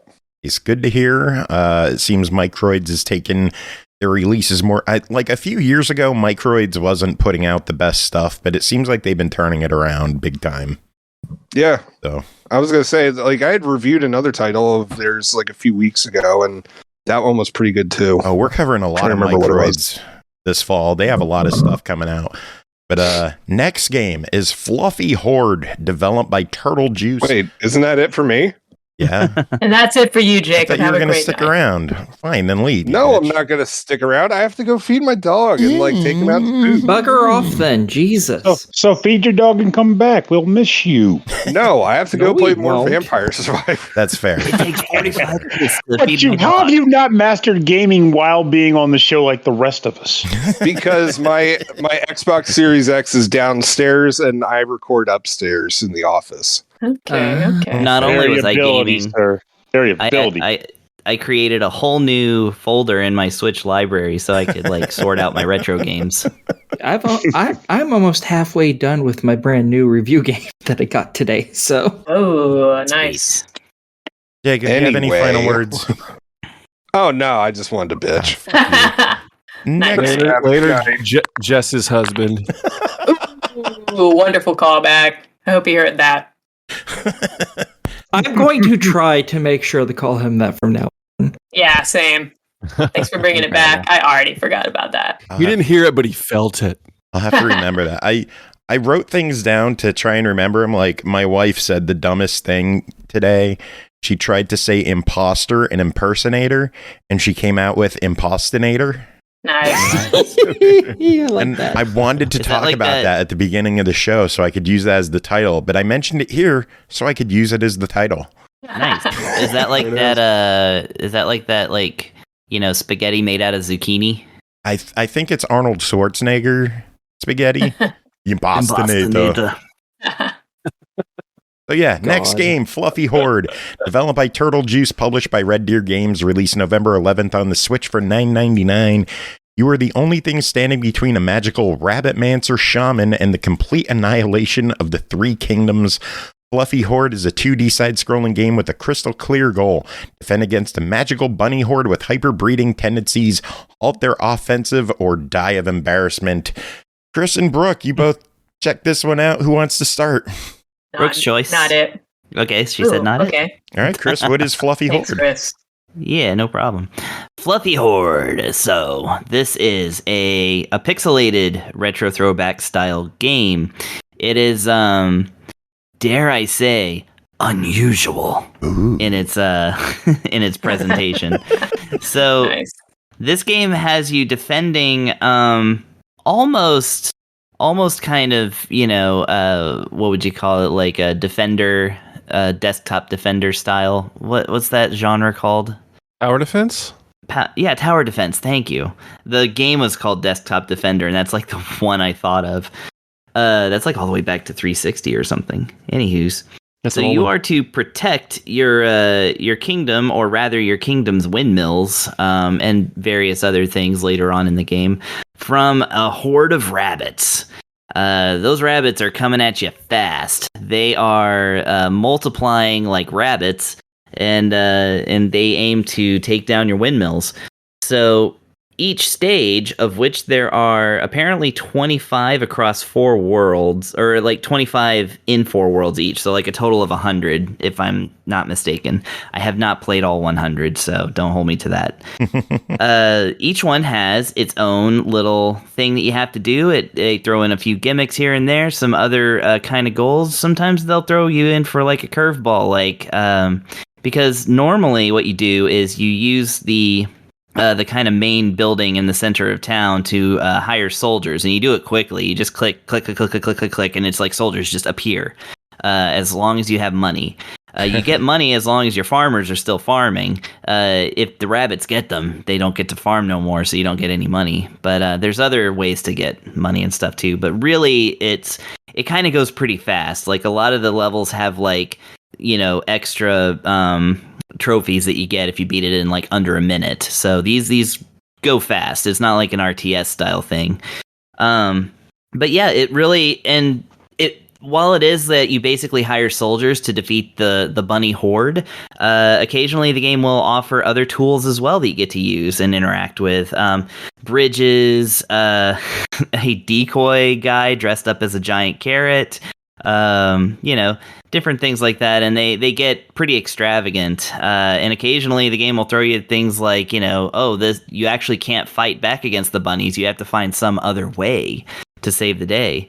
So they've got a really interesting thing going there. And of course they kind of wrap that up with humor, and you know, so it's a comedy game. I'll let Brooke talk before I get into the comedy and stuff about that. But that's the basic gist of it, is that it's basically reverse Lemmings. All these good. bunnies. Yeah, these bunnies are coming at you and you got to kill them all. Every single one. And that's repeat. Gotta kill them all. There you go. Brooke, Dude, what are your thoughts Reverse on Lemmings Fluffy is Horde? really good. This thank you.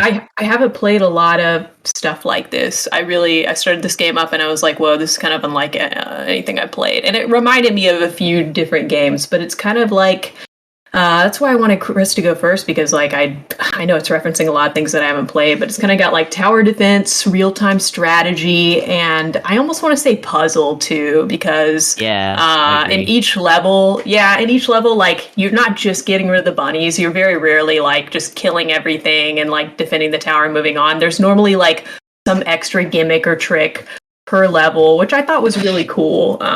First of all, I want to say, like, it's got gorgeous pixel art. This is just, like, my type of art to look at. And it doesn't have the craziest budget in the world for, like, pixel art, but it looks really good. The backgrounds are awesome. I like the way the bunnies move as well. Me too, yeah. And, they really just kind of, they really do, like, Horde. Like, they just kind of float on top of each other and just kind of all roll in a big bunch towards you and stuff. It's great.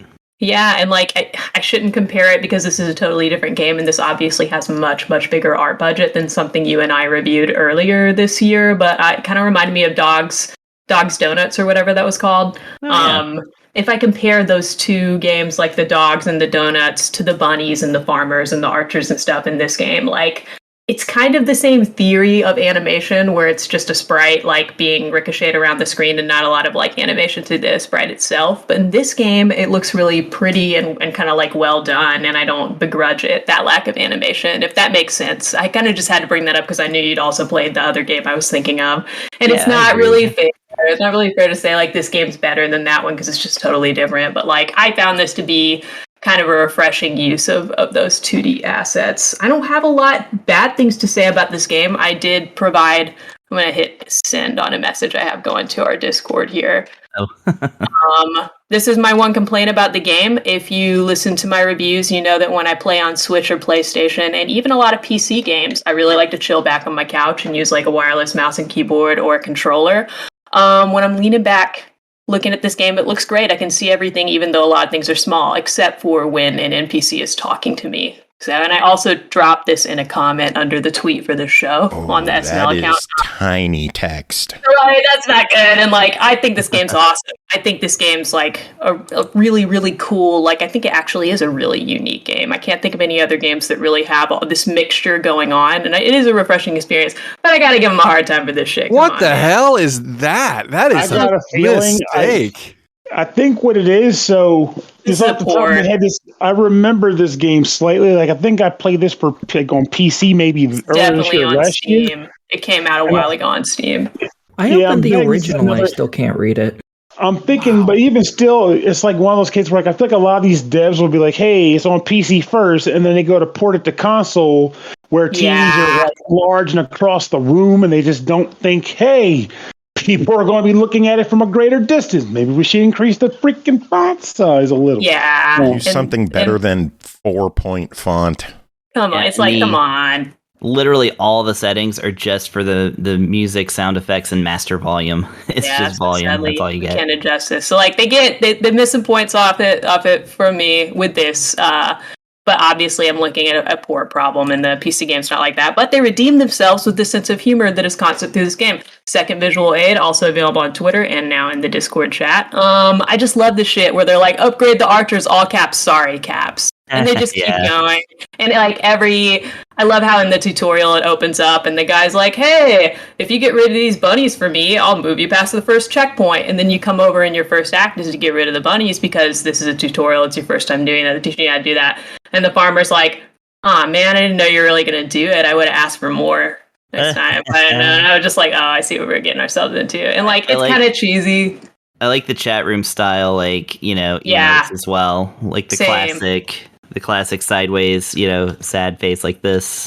Yeah, I love that. And like, it's a lot like McPixel 3 in this regard, where like a lot of the humor in this game is like, well, for me, it's not like why you would play it. It's got a lot of other things going on, but like you'll know within a trailer a little bit of gameplay if you're watching a Let's Play if you like the sense of humor. And I think it's a really nice touch. I think they do it awesome. And can I piggyback on that comment about the humor? And I really want to point out that although the Switch page is okay, the Steam page is really funny. I want to read off some of the features. Not all of them. I'm not going to read off the ones that are just plain descriptions. I mean, the important one is the top one that says unique gameplay. Unique strategy experience. Age of Empires and Warcraft got nothing on us. StarCraft 2 is slightly better. LOL. That's awesome. Mesmerizing pixel art that will cure your eyes of myopia. I'll back that up. Yeah. Multiplayer mode so you can outsmart your friends and strangers over the internet, or be outsmarted by them. Maybe you are not that bright. Let's see. Awesome voiceover that will make you pee on your pants. Wear double underwear for a better experience. Oh my god. And I 100% agree. I think the voiceovers are awesome. Bunnies. Music made by God. Yeah, we've got God on our team. That's right. Who have you got? And then God. This game's bunnies. Bunnies. We got 2,0309, 894, 859, period, 483, 495, period, 8Y9, 348, 530, Oh, Jesus. 834 of them, right now. and counting. And counting. I love that I didn't even know about this, and I'm coming in hot being like, the humor is such a part of this game. Even if you didn't find any of that funny, though, like, which you should, this game just has a lot to offer. I really think I do find it unique. Now it's $10. What do you two think? That's an easy buy it for $10, I think. Yeah, especially when I started to realize all the content that's in the campaign alone. Like, this is a shitload of gameplay. This is a buy it for me. You want to know what makes it there's easier to buy? Here. What's that? It's $2 on sale. Oh wow! On Jeez, Switch. why did we even review it then? It is because just bought it. $1.99 on sale. So I'm going to upgrade my review. My review is now a buy it, but it's also a fuck it, why not? And then it's like a really awkward stare where I don't break eye contact with you until you buy it. That's a good stare. I've seen that one before. So your eyes are going to be on me for forever. Okay, cool.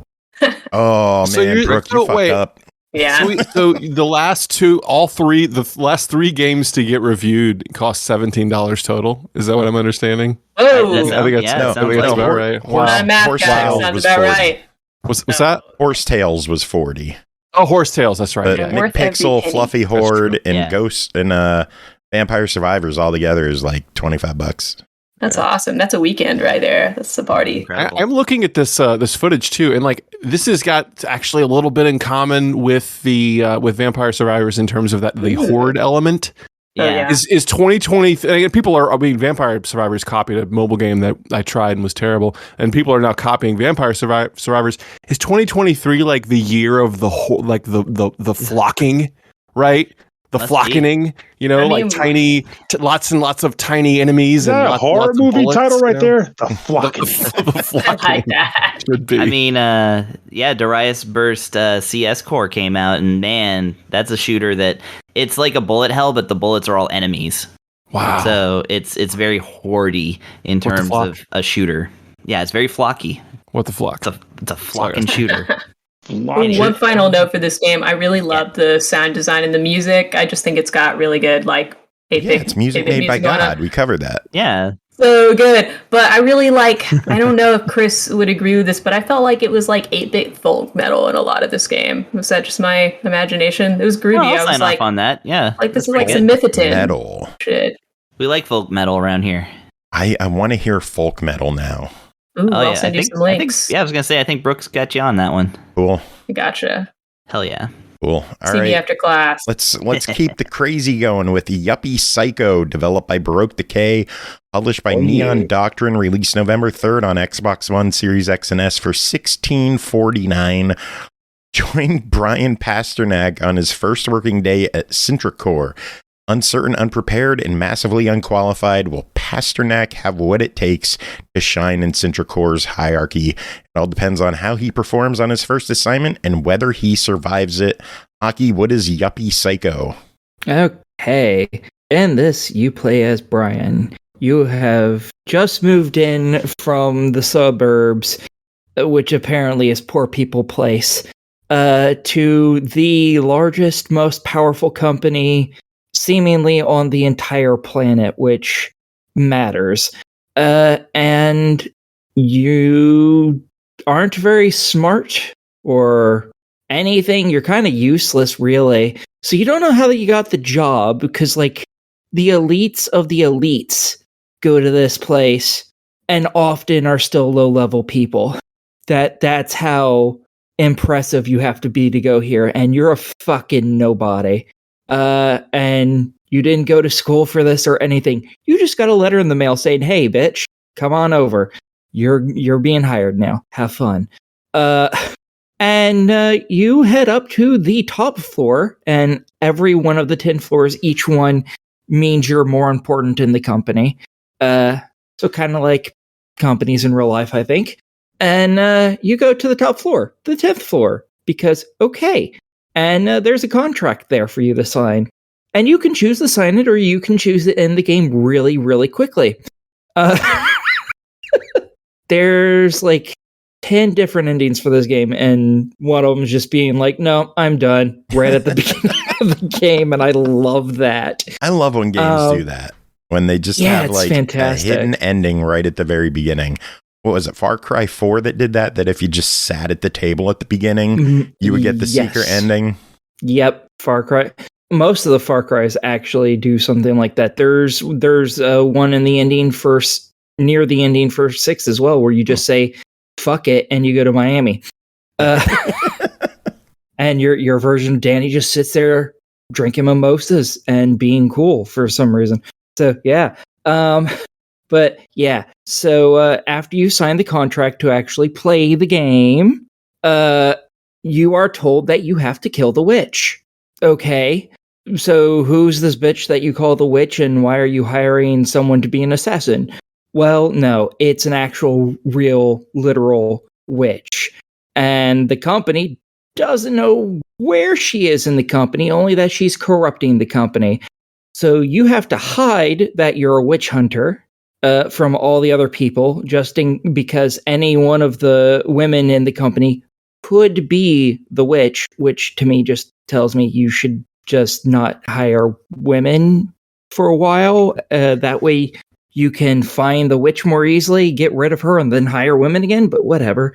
Feminist icon Aki saying, don't hire women. I know, right? It's terrible, but that in the game, it makes sense to just stop doing that. And they literally, one of the people that is with you at the very beginning that's brand new to the company, another woman. It's like, why are you doing this? You know there's a witch and she jumps from person's body to person's body, can only do it through women. Why are you doing this? Whatever. The game doesn't make a lot of sense. But this witch has been corrupting the company, making it function fuckily for a while and mutating some people. Yeah, very fuckily. Working fuckily. That sounds like a method that you would work. Yes. It's just profane. Yep, pretty much. So some of the people, like the PR group, they're just women who, instead of having a head, they have a gigantic pair of lips and fanged teeth. That's what the PR people are. That's it. For security, they're people who have wires attached to them all over the place and big red CRT monitors for heads that shoot you with something or other if they see you. So yeah, things are being twisted here. So the entire game, you're trying to figure out who the witch is, how to kill the witch, where to find the witch, and then actually killing the witch. All while dealing with just the crazy shit that happens on each floor, because you do have to visit all 10 of the floors to do various things in order to continue on. Here's the question, is the witch a duck? No. Sorry. Anyone get? Am I like Jacob with his Sound of Music reference? No one gets that. Which is a duck. The only witch duck that I know is from like the DuckTales or whatever it is. Monty Python. Magic of Dispel. Oh no, I don't know the Monty Python one. Which is shocking. No, I got it now. Sorry. How do I not know that? I have that fucking movie. I don't remember that. Sorry. She weighs the same as a duck. I'm ashamed. Mm-hmm. Oh, now I remember. I'm glad Jacob isn't here to hear your new shame there. God. Yeah. Aki, the game is $16.49. It's a weird price for a weird game. What are your thoughts on it? I'm for it. If you're an achievement hunter, you're going to have to play through the entire game once without saving at all. And that's going to be hard because it has some autosaves. But like, here's the autosaves: 3 minutes in, 8 minutes in, 15 minutes in, 5.5 hours in. Good. So, Yeah, Weird. and that was my of playtime, not actually how long I was in it, because I left it on overnight because I couldn't save, and I wasn't going to lose hours of progress. So they need more save points. Not really. Did she say the achievement? Well, that's specifically because it's an achievement. I mean, that was specifically for not saving, doing manual saves, to which there are a limited amount. But yeah, you're gonna play through this game like at least 3 times to get all the achievements, because there's various endings for it, and there's a couple pathways you have to go. So I think it's definitely money per hour. It's definitely worth it. It's really good. And yeah, I thought it was a really fun, nice, cute little game that was really fucked up and fantastic. It looks so cool, and this music. I just watched the trailer. This music sounds just awesome. I might have to. It's good. Friggin' buy it, man. Buy it. Yeah, I tried to get this to review back when it came out on the Steam, but we didn't get it that time, sadly. And so this is the Executive Edition update, which includes new areas, new bosses, and hours of carefully crafted new content to build on this Yuppie Psycho universe. So there you go. It is the definitive version, and it is worth picking up. Yeah, I have no idea what exactly was added. I assume probably... I just said what was added. But there's not like a section that says, here's new content or anything. I don't know if maybe that was like where one whole set of the endings came from or what. Because I want to say it is. Like they added... I'm not sure if you remember, there's like a section, like a dark floor or whatever that you're on, where there's no light, and there's like an office you go into, and depending on certain stuff you find, there's an extra narrative and ending in that area of the game, and it adds a lot. Oh, okay. It's freaking good. Cool. Yeah, I'm sure I got all the endings, because I'm sure there was an achievement for each fucking one of them. I got there's like 6 or 7 endings in this. There's a lot. Wait, did you actually get a perfect achievement score for it? Yeah, I 100%ed this. Damn, that's beast mode right there. Congratulations. I managed to finish it just a few hours before the podcast ended. I had to play an entire playthrough, the 3 collectibles. And one of them was at the very end of a level, or of the game, so I had to play through the game in one sitting right before the podcast started. But since I knew where everything was, I went through it real quick. I will say one thing I'd like to add to the review in general is just the fact that for as weird and bizarre as the freaking game is, for some reason the characters and all that, they're actually likable. Like, oh yeah, there was only 2 characters that I was like, fuck these people. And it was obviously Chad, because he's a fucking dickhead. Freaking, I'm better than you. Like, fuck you too. Yeah, that's his entire thing. He's also brand new to the company. The first thing he tells you is that you're a peon, not to speak to him because you're trash and stuff. And he screams and yells at you the entire time. He's such a piece of shit. And obviously Hugo, because Hugo's a dickhead. He's just one of your workmates. He's just a douche. The biggest of douches. Yeah, but we're not going to Jacob was the biggest of douches. Well, in real life he is, yes, but... Oh, Jacob. Yeah, we're talking about video games here. And it's Jess's husband. Remember that? Yeah. All right, well, we got to move on. Next game is Geometric Feel the Beats, developed by Yas Studios, published by QUByte Interactive, released November 10th on Xbox One, Series X and S, Switch, PS4, and PS5 for $4.99, inspired by a space theme and with touches of Tron. We love this movie. The game is fun and competition accompanied by frantic music. Don't like dying over and over again? Then your problems are over. Pernell, tell us about Geometric Feel the Beats. So, Geometric Feel the Beats is a game where you go from stage to stage with the goal being to shoot a combination and quantity of shapes that are falling from one of 4 directions to another direction on the screen. So, shapes come in the form, or not just shapes, like colors. And they come in the form of like green, red, orange, and like white color. Typically, it's about 4 different colors. And the idea is that they'll be falling. The game will say, in order to beat this, you need to complete 5 red circles. You shoot 5 red circles, and you complete the first half of the stage. And then the next half of the stage will give you another condition. Shoot 10 green squares, and you'll complete the stage. The combination of shapes that fall will range in color and shape, and as you shoot them in order, being that you change the color of your ship to match the color of the actual shape and explode it. If you can completely do that and not make mistakes, you'll get a kind of a combo bonus to increase your score. But if you fail to shoot one with the right color, you'll lose your combo and lose a couple of points, maybe like 10 or 20 points. Also, if the shapes end up reaching the opposite end of the screen from which they are falling from, you will also lose points. You can go from one of 4 sides of the screen at any time. By using the right thumbstick, you can teleport to the left side, the top, the right side, or the bottom of the screen.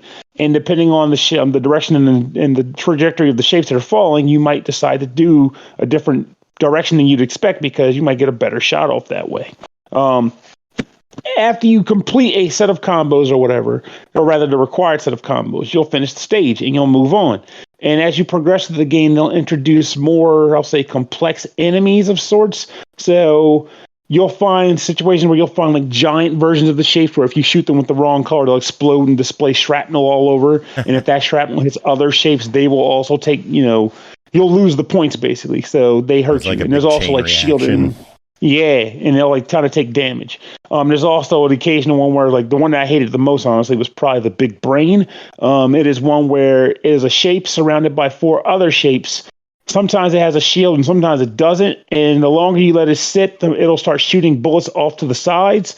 And if those bullets hit a shape, again, chain reaction, thereby damaging your score. The primary reason on which you're doing anything in the game is to get a score because you can't die and you can't take damage. The only exception being if you shoot a star that falls from the screen, you cause something called a shockwave, which kind of temporarily stuns you. Every once in a while, too, you'll also come across what's called a mega battle. The mega battle being a giant shape. And that comes in 2 forms of a battle. The first form is just like any other level. You have to shoot the shapes the game tells you to shoot in order to bring down things, shields or defenses. And then the next phase is to shoot a combination of the shapes that they tell you to, like 15 red, 15 green, and 15 yellow. And to shoot them all in the exact order they want you to, or else it'll retain its shields.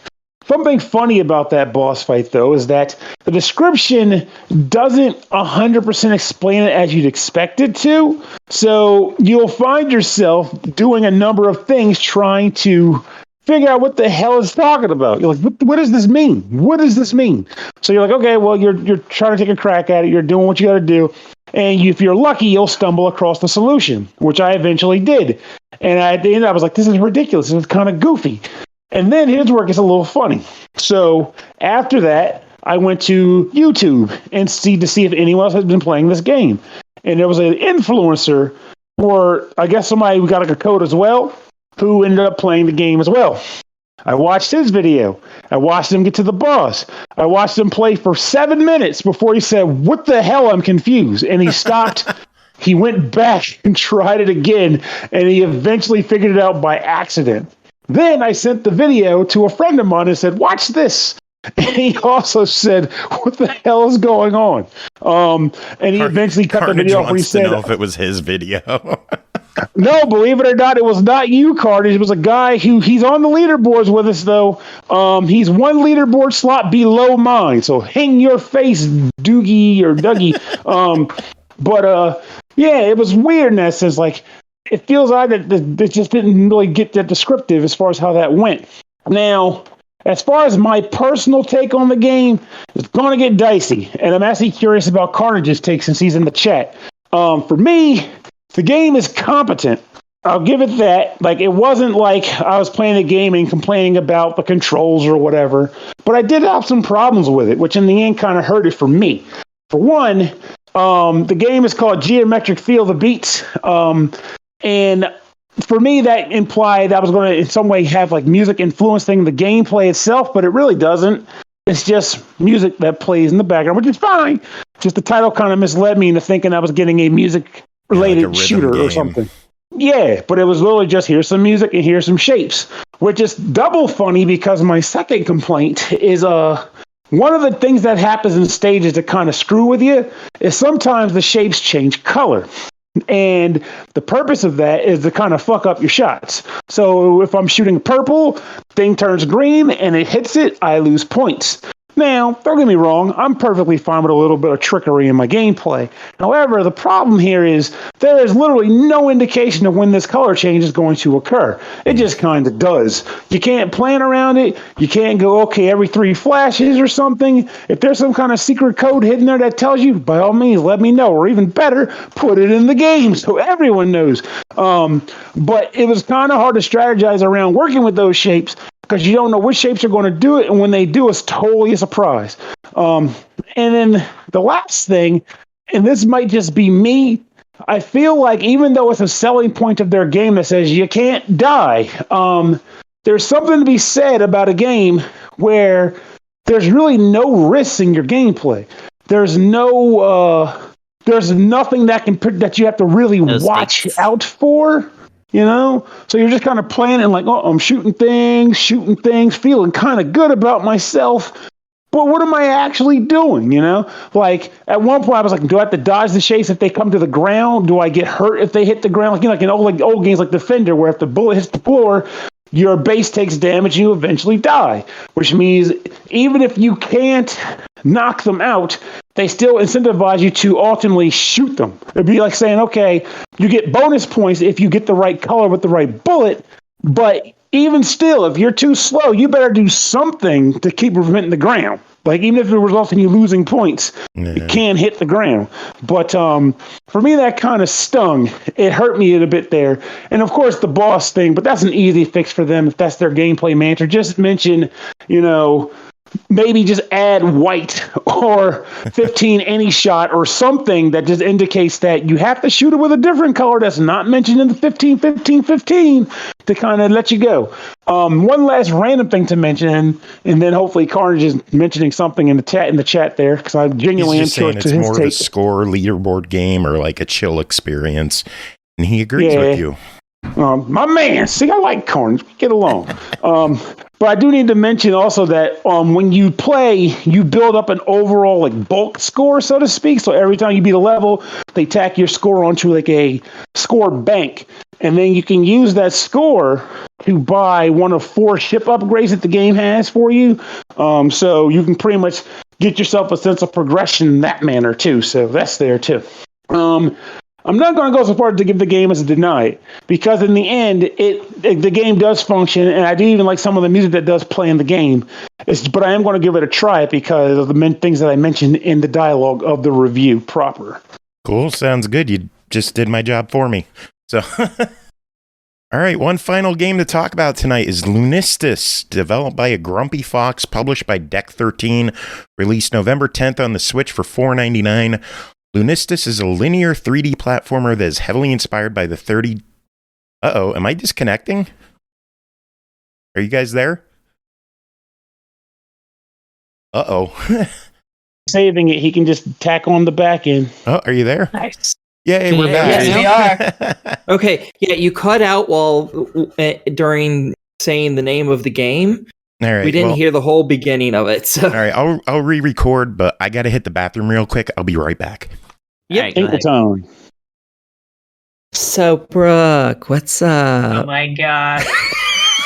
Jeez, girls, she's like, let me buy you a drink, sweetie. What you doing? Shit, I don't need to buy them. I have drinks in my fridge. Girl, I got drinks in my fridge. I always have alcohol on me. That's just part of my life. She's like, just come to my house. I don't even care. Just do that. Pernell, how was California? It was actually a lot of fun, though California was mean to me in the sense that the weather was not very California-esque at all. It kind of was like, hey, bro, it's going to be like in the 50s while you're here. And then the day after you leave, it goes back. No, it's not right. It was supposed to be like it's normally like in the 70s or 80s. And then the day after I left, it went up to the 70s. That's fantastic. Where'd you go? Los Angeles and Long Beach. Yeah, that's pretty chilly. Long Beach is awesome. And then we went to this one place called Gamecraft, which was actually a lot of fun because one of the listeners to my show lives out there. And when I mentioned in the chat that I was going to be in like Los Angeles, he's like, oh man, where are you going to be? It'd be cool to meet up. I was like, You know, I never thought to do that. Let's just set something up. So he was going to drive 2 hours to meet me. And I was like, yeah, we're not doing that. We figured out a place that was a little more in the middle of both of us. It was like this cool like bar / like game spot. You know, the usual trend that's kicking up lately. And we ended up having a lot of fun. We all brought Switches. There's 3 of us. We all brought Switches. We added each other on the Switch. And then we collectively chose a game that we could play together. So we all bought the same game and then played it. It was Spelunker cool. HD Remix. And it was a lot of fun. I went there for my friend's baby shower because he's having his first son next month. And I ended up having a lot of fun with that. The only person I knew at the thing was him and his cousin. And when it was all done, at one point, a lady in the family walked up to me and was like, hey, man, thank you for making this party a lot of fun. I was like, I don't know what the fuck I did, but hey, that's great. Awesome. Because maybe I told a lot of dopey jokes. And at one point, I participated in both of the baby games. Like there was one where everybody like put balloons in their shirts and try to tie their shoes and then birth the baby, quote unquote. And I gave myself an ab. Like I tried to do it with doing an ab crunch and gave myself a huge cramp. So I was like, oh, just like birthing a kid, I got this massive cramp. I'm dying over here. Because like I was pretty much it was a huge show because I was in pain as shit. And then I tried to do the birth thing. I was like, this is complicated. I can't get this right. So I just started cheating and started pushing the balloon down. And everybody was laughing their asses off. I'm like, no, I'm seriously. I cheated and I was proud of it. That's awesome.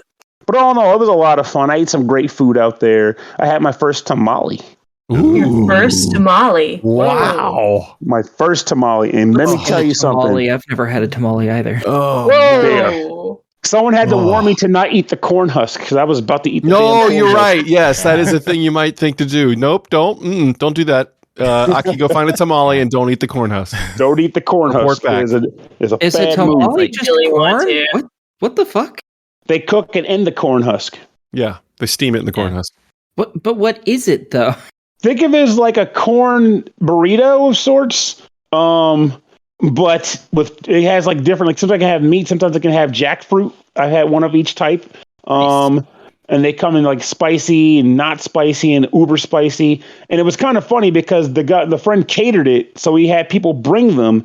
But then his girlfriend's mother made a bunch of them, and hers blew the catered ones out of the freaking water. It was ridiculous. That'll happen. Yeah, there's that. I was like, I can get homemade. Obviously, the homemade's going to be better. Oh, agreed. Like when I walked in the house as the delivery was coming in, and then her mom walks in with these others, and she goes, these my mom made these. I'm like, so I can have your mom's or the ones that were made by a business. I'm going to stick with your mom's. Oh, I'm sorry. I was just going to say that tamales are like one of those things where homemade is almost always better than, restaurant or catered or whatever. But that's not true for all foods. I usually will go from like straight from somebody's barbecue burger to like McDonald's to get like a real burger.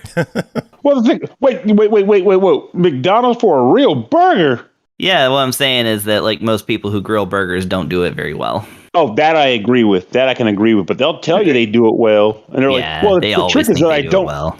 They're like, "The trick is that I don't cook the meat." Like, well, that's your first fuck up. Oh, you know who made good burgers? Chris, I think you're Maze Rallies. Dude made good burgers. I thought you were going to say, you don't make good burgers. It's a person. It's our friend. It's a person. Christopher Getman. I'm glad you did that. I seriously thought you were going to say, what makes good burgers? Root beer is my jam. As he just subs for a second. Pernell can't see Chad, so he's just always ready for it. Yeah. I'm always on fire. I'm going to leave all this in. Pernell's tangent just has to stay in. I don't know how I'm going to edit it, but whatever. Chris, real quick though, I was going to say, Chris, I think you're onto something. I'm thinking about it. I don't think I've ever had a hot dog better than like a shitty sidewalk hot dog. Like making them at home, like it's not quite the same. Cooks it on the street. You say someone puts the hot dog on the sidewalk and cooks it in the sun. Yeah, way better. I don't know. I feel like the best dog I've ever had is like covered in crap, not off the sidewalk, but sold to me from a guy with a cart on the sidewalk. Have you ever had a hot dog that was cut in half and like pan fried? Yeah, I've done that, and they have them at that burger place that I get Five Guys. Anyway, it's good. Yeah, yum. I want a hot dog. Why does it take five guys to make a hot dog? It should only take one. Hot dogs are great. I had rallies today, so I'm fine. Joe's like, I'm hungry now. Damn it! All right, one final game to talk about. We have one game to talk about. Jesus Christ, let's end this. One last game to talk about is Lunistice, developed by a grumpy fox, published by Deck 13, released November 10th on the Switch for $4.99. Lunistice is a 3D linear platformer that is heavily inspired by the 32-bit era of yesteryear. Follow Hannah the Tanuki on her adventure through her dreams. Explore the different dreamscapes to guide her to her final destination, the moon, and try to uncover the secrets of the Lunistice along the way. Chris, what is this game? Oh man, well this game, I was pretty stoked to like try it out and stuff because I was like, oh, 32-bit style graphics, you know, that's kind of like the new thing, and usually folks who do that do a pretty sincerely good job with it. But this one was like, holy jeez, I'm just gonna throw out my PlayStation now. This is like way better than a lot of the platformers I played on PlayStation. Yeah, I've been hearing a lot of buzz about this game. Yeah, so it is true. You play as a Tanuki named Hana, and you run around in a semi-linear, like it branches, let's say, path. So it's not like it's constricted as like a Crash Bandicoot, but it's not like a big collectathon, like open world thing at all. You can go backwards, but there's no reason to. You basically go through this course and, you know, defeat enemies if there are some, overcome some pretty tricky platforming challenges, and pick up paper origami birds. That's the coin of this game, the banana, the the what have you. And basically, you just get to the end of the stage, and then it rates you on the time that it took, the amount of times you fell off of the world, and the amount of bananas that you picked up, or origami swans rather.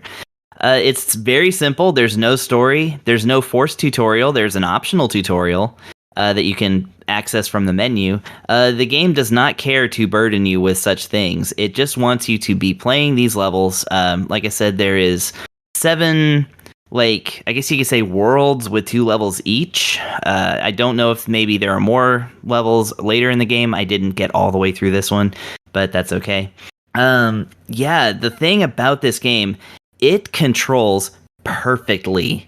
Like, I mean, no one else has an excuse anymore for making floaty games on the Switch. This one-person dev team did it 100% right, 1,000% right.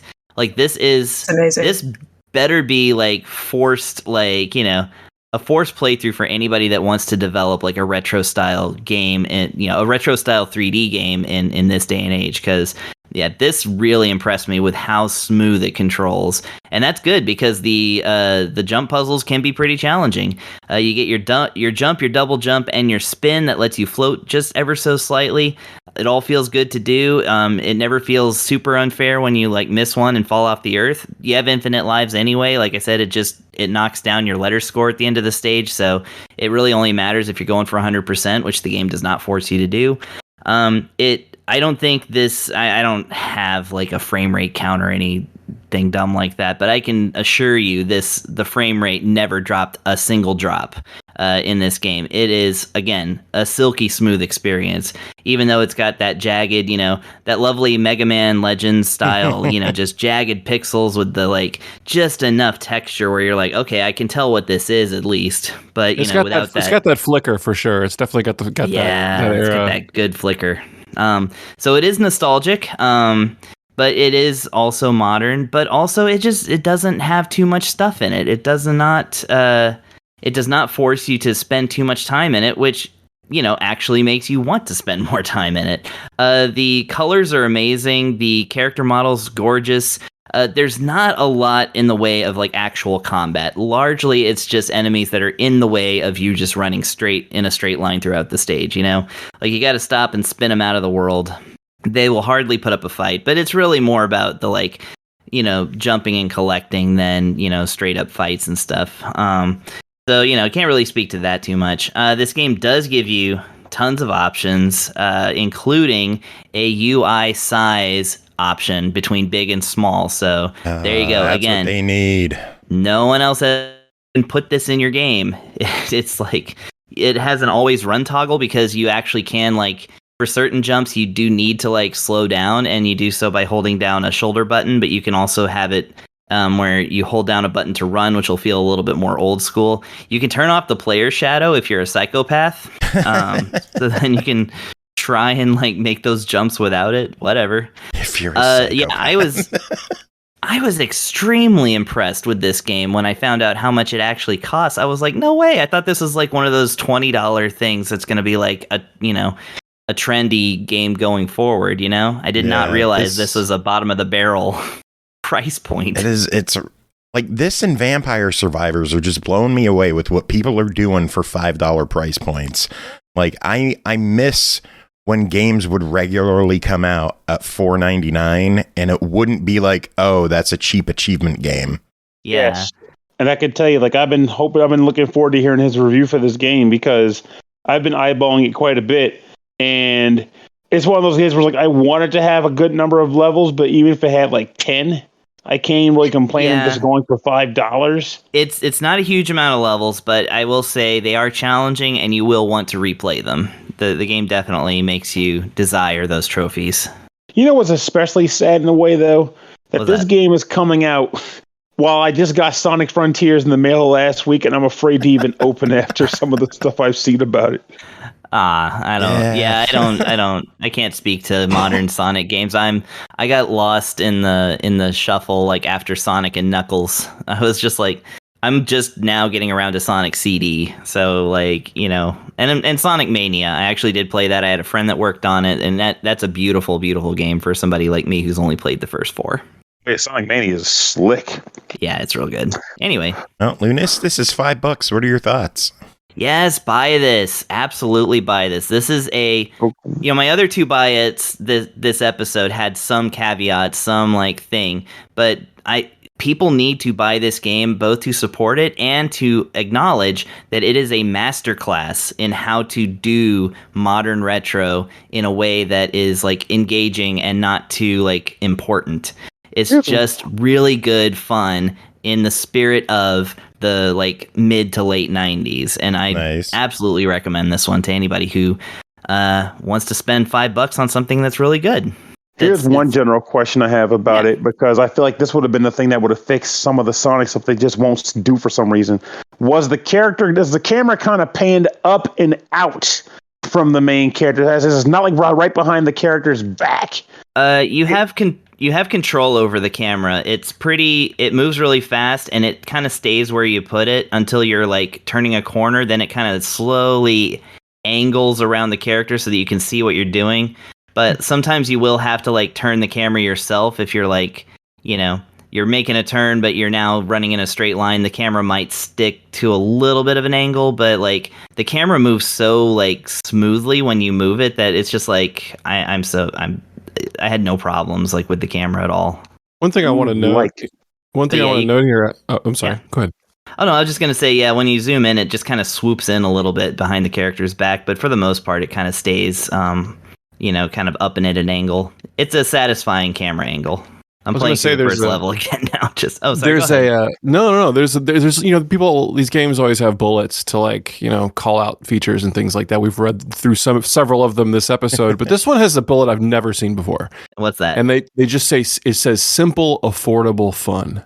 And I've never seen that in a game, like advertising its price, but not advertising it's like a bargain bin price, but like that is just the attitude. I think when you're releasing a game is, what is the most we can charge for this game that is reasonable, that won't offend anyone? And this person just went for like, it's a good time buying the game just as much as it is playing it. It's just an interesting perspective. I hope this is something that other indies kind of get a hold of. I truly hope that pays. I hope that pays this dev back in dividends, because like that's such a great attitude, and the product that this person put out is way beyond what I thought it was going to be. And I was already thinking it was going to be pretty fun, just being, a 32-bit throwback, which, like I said, those are kind of popular now, so people are kind of stepping it up with those. But kind of makes me wish that affordable statement was our tagline for the show instead of unique, because that would imply that more people were doing exactly that, making these affordable, fun games. Affordable. Right, yeah. Well, I mean, it's just unique is such a shorthand for like so many other words that you could use instead. Unique is a fine word to use when it actually applies. But You know how it is. Oh, for sure, bigly. So your official verdict on this one? It's a buy it. In fact, between the last time I said buy it and the time just now, I just passed the level again, and I got a 226 on that. Is that an one S rank? reset? So that's an A, and I got 108 of the cranes, which is a B. Well, try to beat your fastest times and highest completion to get an S rank on every stage. And if you're looking for some additional variety, play the whole game as a different character with their own skills and gameplay. Oh, that's cool. I didn't know there was a different character. That's I just awesome. read that off the store page. That is it for this episode. We made it through. Sweet. Chris, what's your verdict? Strong point. Chris, Lunistice, what's your verdict? I said buy it. I said buy it twice. I'll say buy it Buy 3 it times some if I have more. to. Grant didn't hear you, so say it again. I'm sorry, what? Wait, what? Grant, Didn't hear what? Grant didn't hear you. Oh, what? I'm sorry. I'm sorry. What? Well, he did this time. Grant, That's funny. Lunistice, $5. Yes. What's your verdict? Oh, I gotta, I don't even know anymore. I gotta catch the rheumatiz. What did you say? All right, that ear music trumpet this you're holding up. episode. Chris, are you still on? Are we still doing 1UPs, 21UPs for 20 years? Yeah, let's do it. 20 years for 20 Grant, what, episodes. Nice. What 1UP song What's my you wanna verdict hear? on one-ups? What was my verdict on Yeah, one-ups? what's your verdict? Oh, fuck. I don't know. Fuck, marry, kill. Take it. Oh, wow. Mustin, I'm gonna fuck. Tim, I'm gonna marry. No. This is amazing. Have you already done what is it? Where is it? Command and Conquer? Did you already do PC Load Letter? Cool. We'll do it. Do that. Sounds good. All right, we're gonna play some 1UPs. Does anyone have any? Well, no, I should probably say thanks to everyone for being here, huh? I forgot. Yeah. that Thank part. you, Joe. We appreciate it, but too late now. You should have said at the beginning of the episode. Disappointed. Who says this isn't the beginning of the episode? What's up, everybody? This is the SML podcast. Nice. Incredible. That was good. I'm gonna let him have that one. Brooke. Oh my god.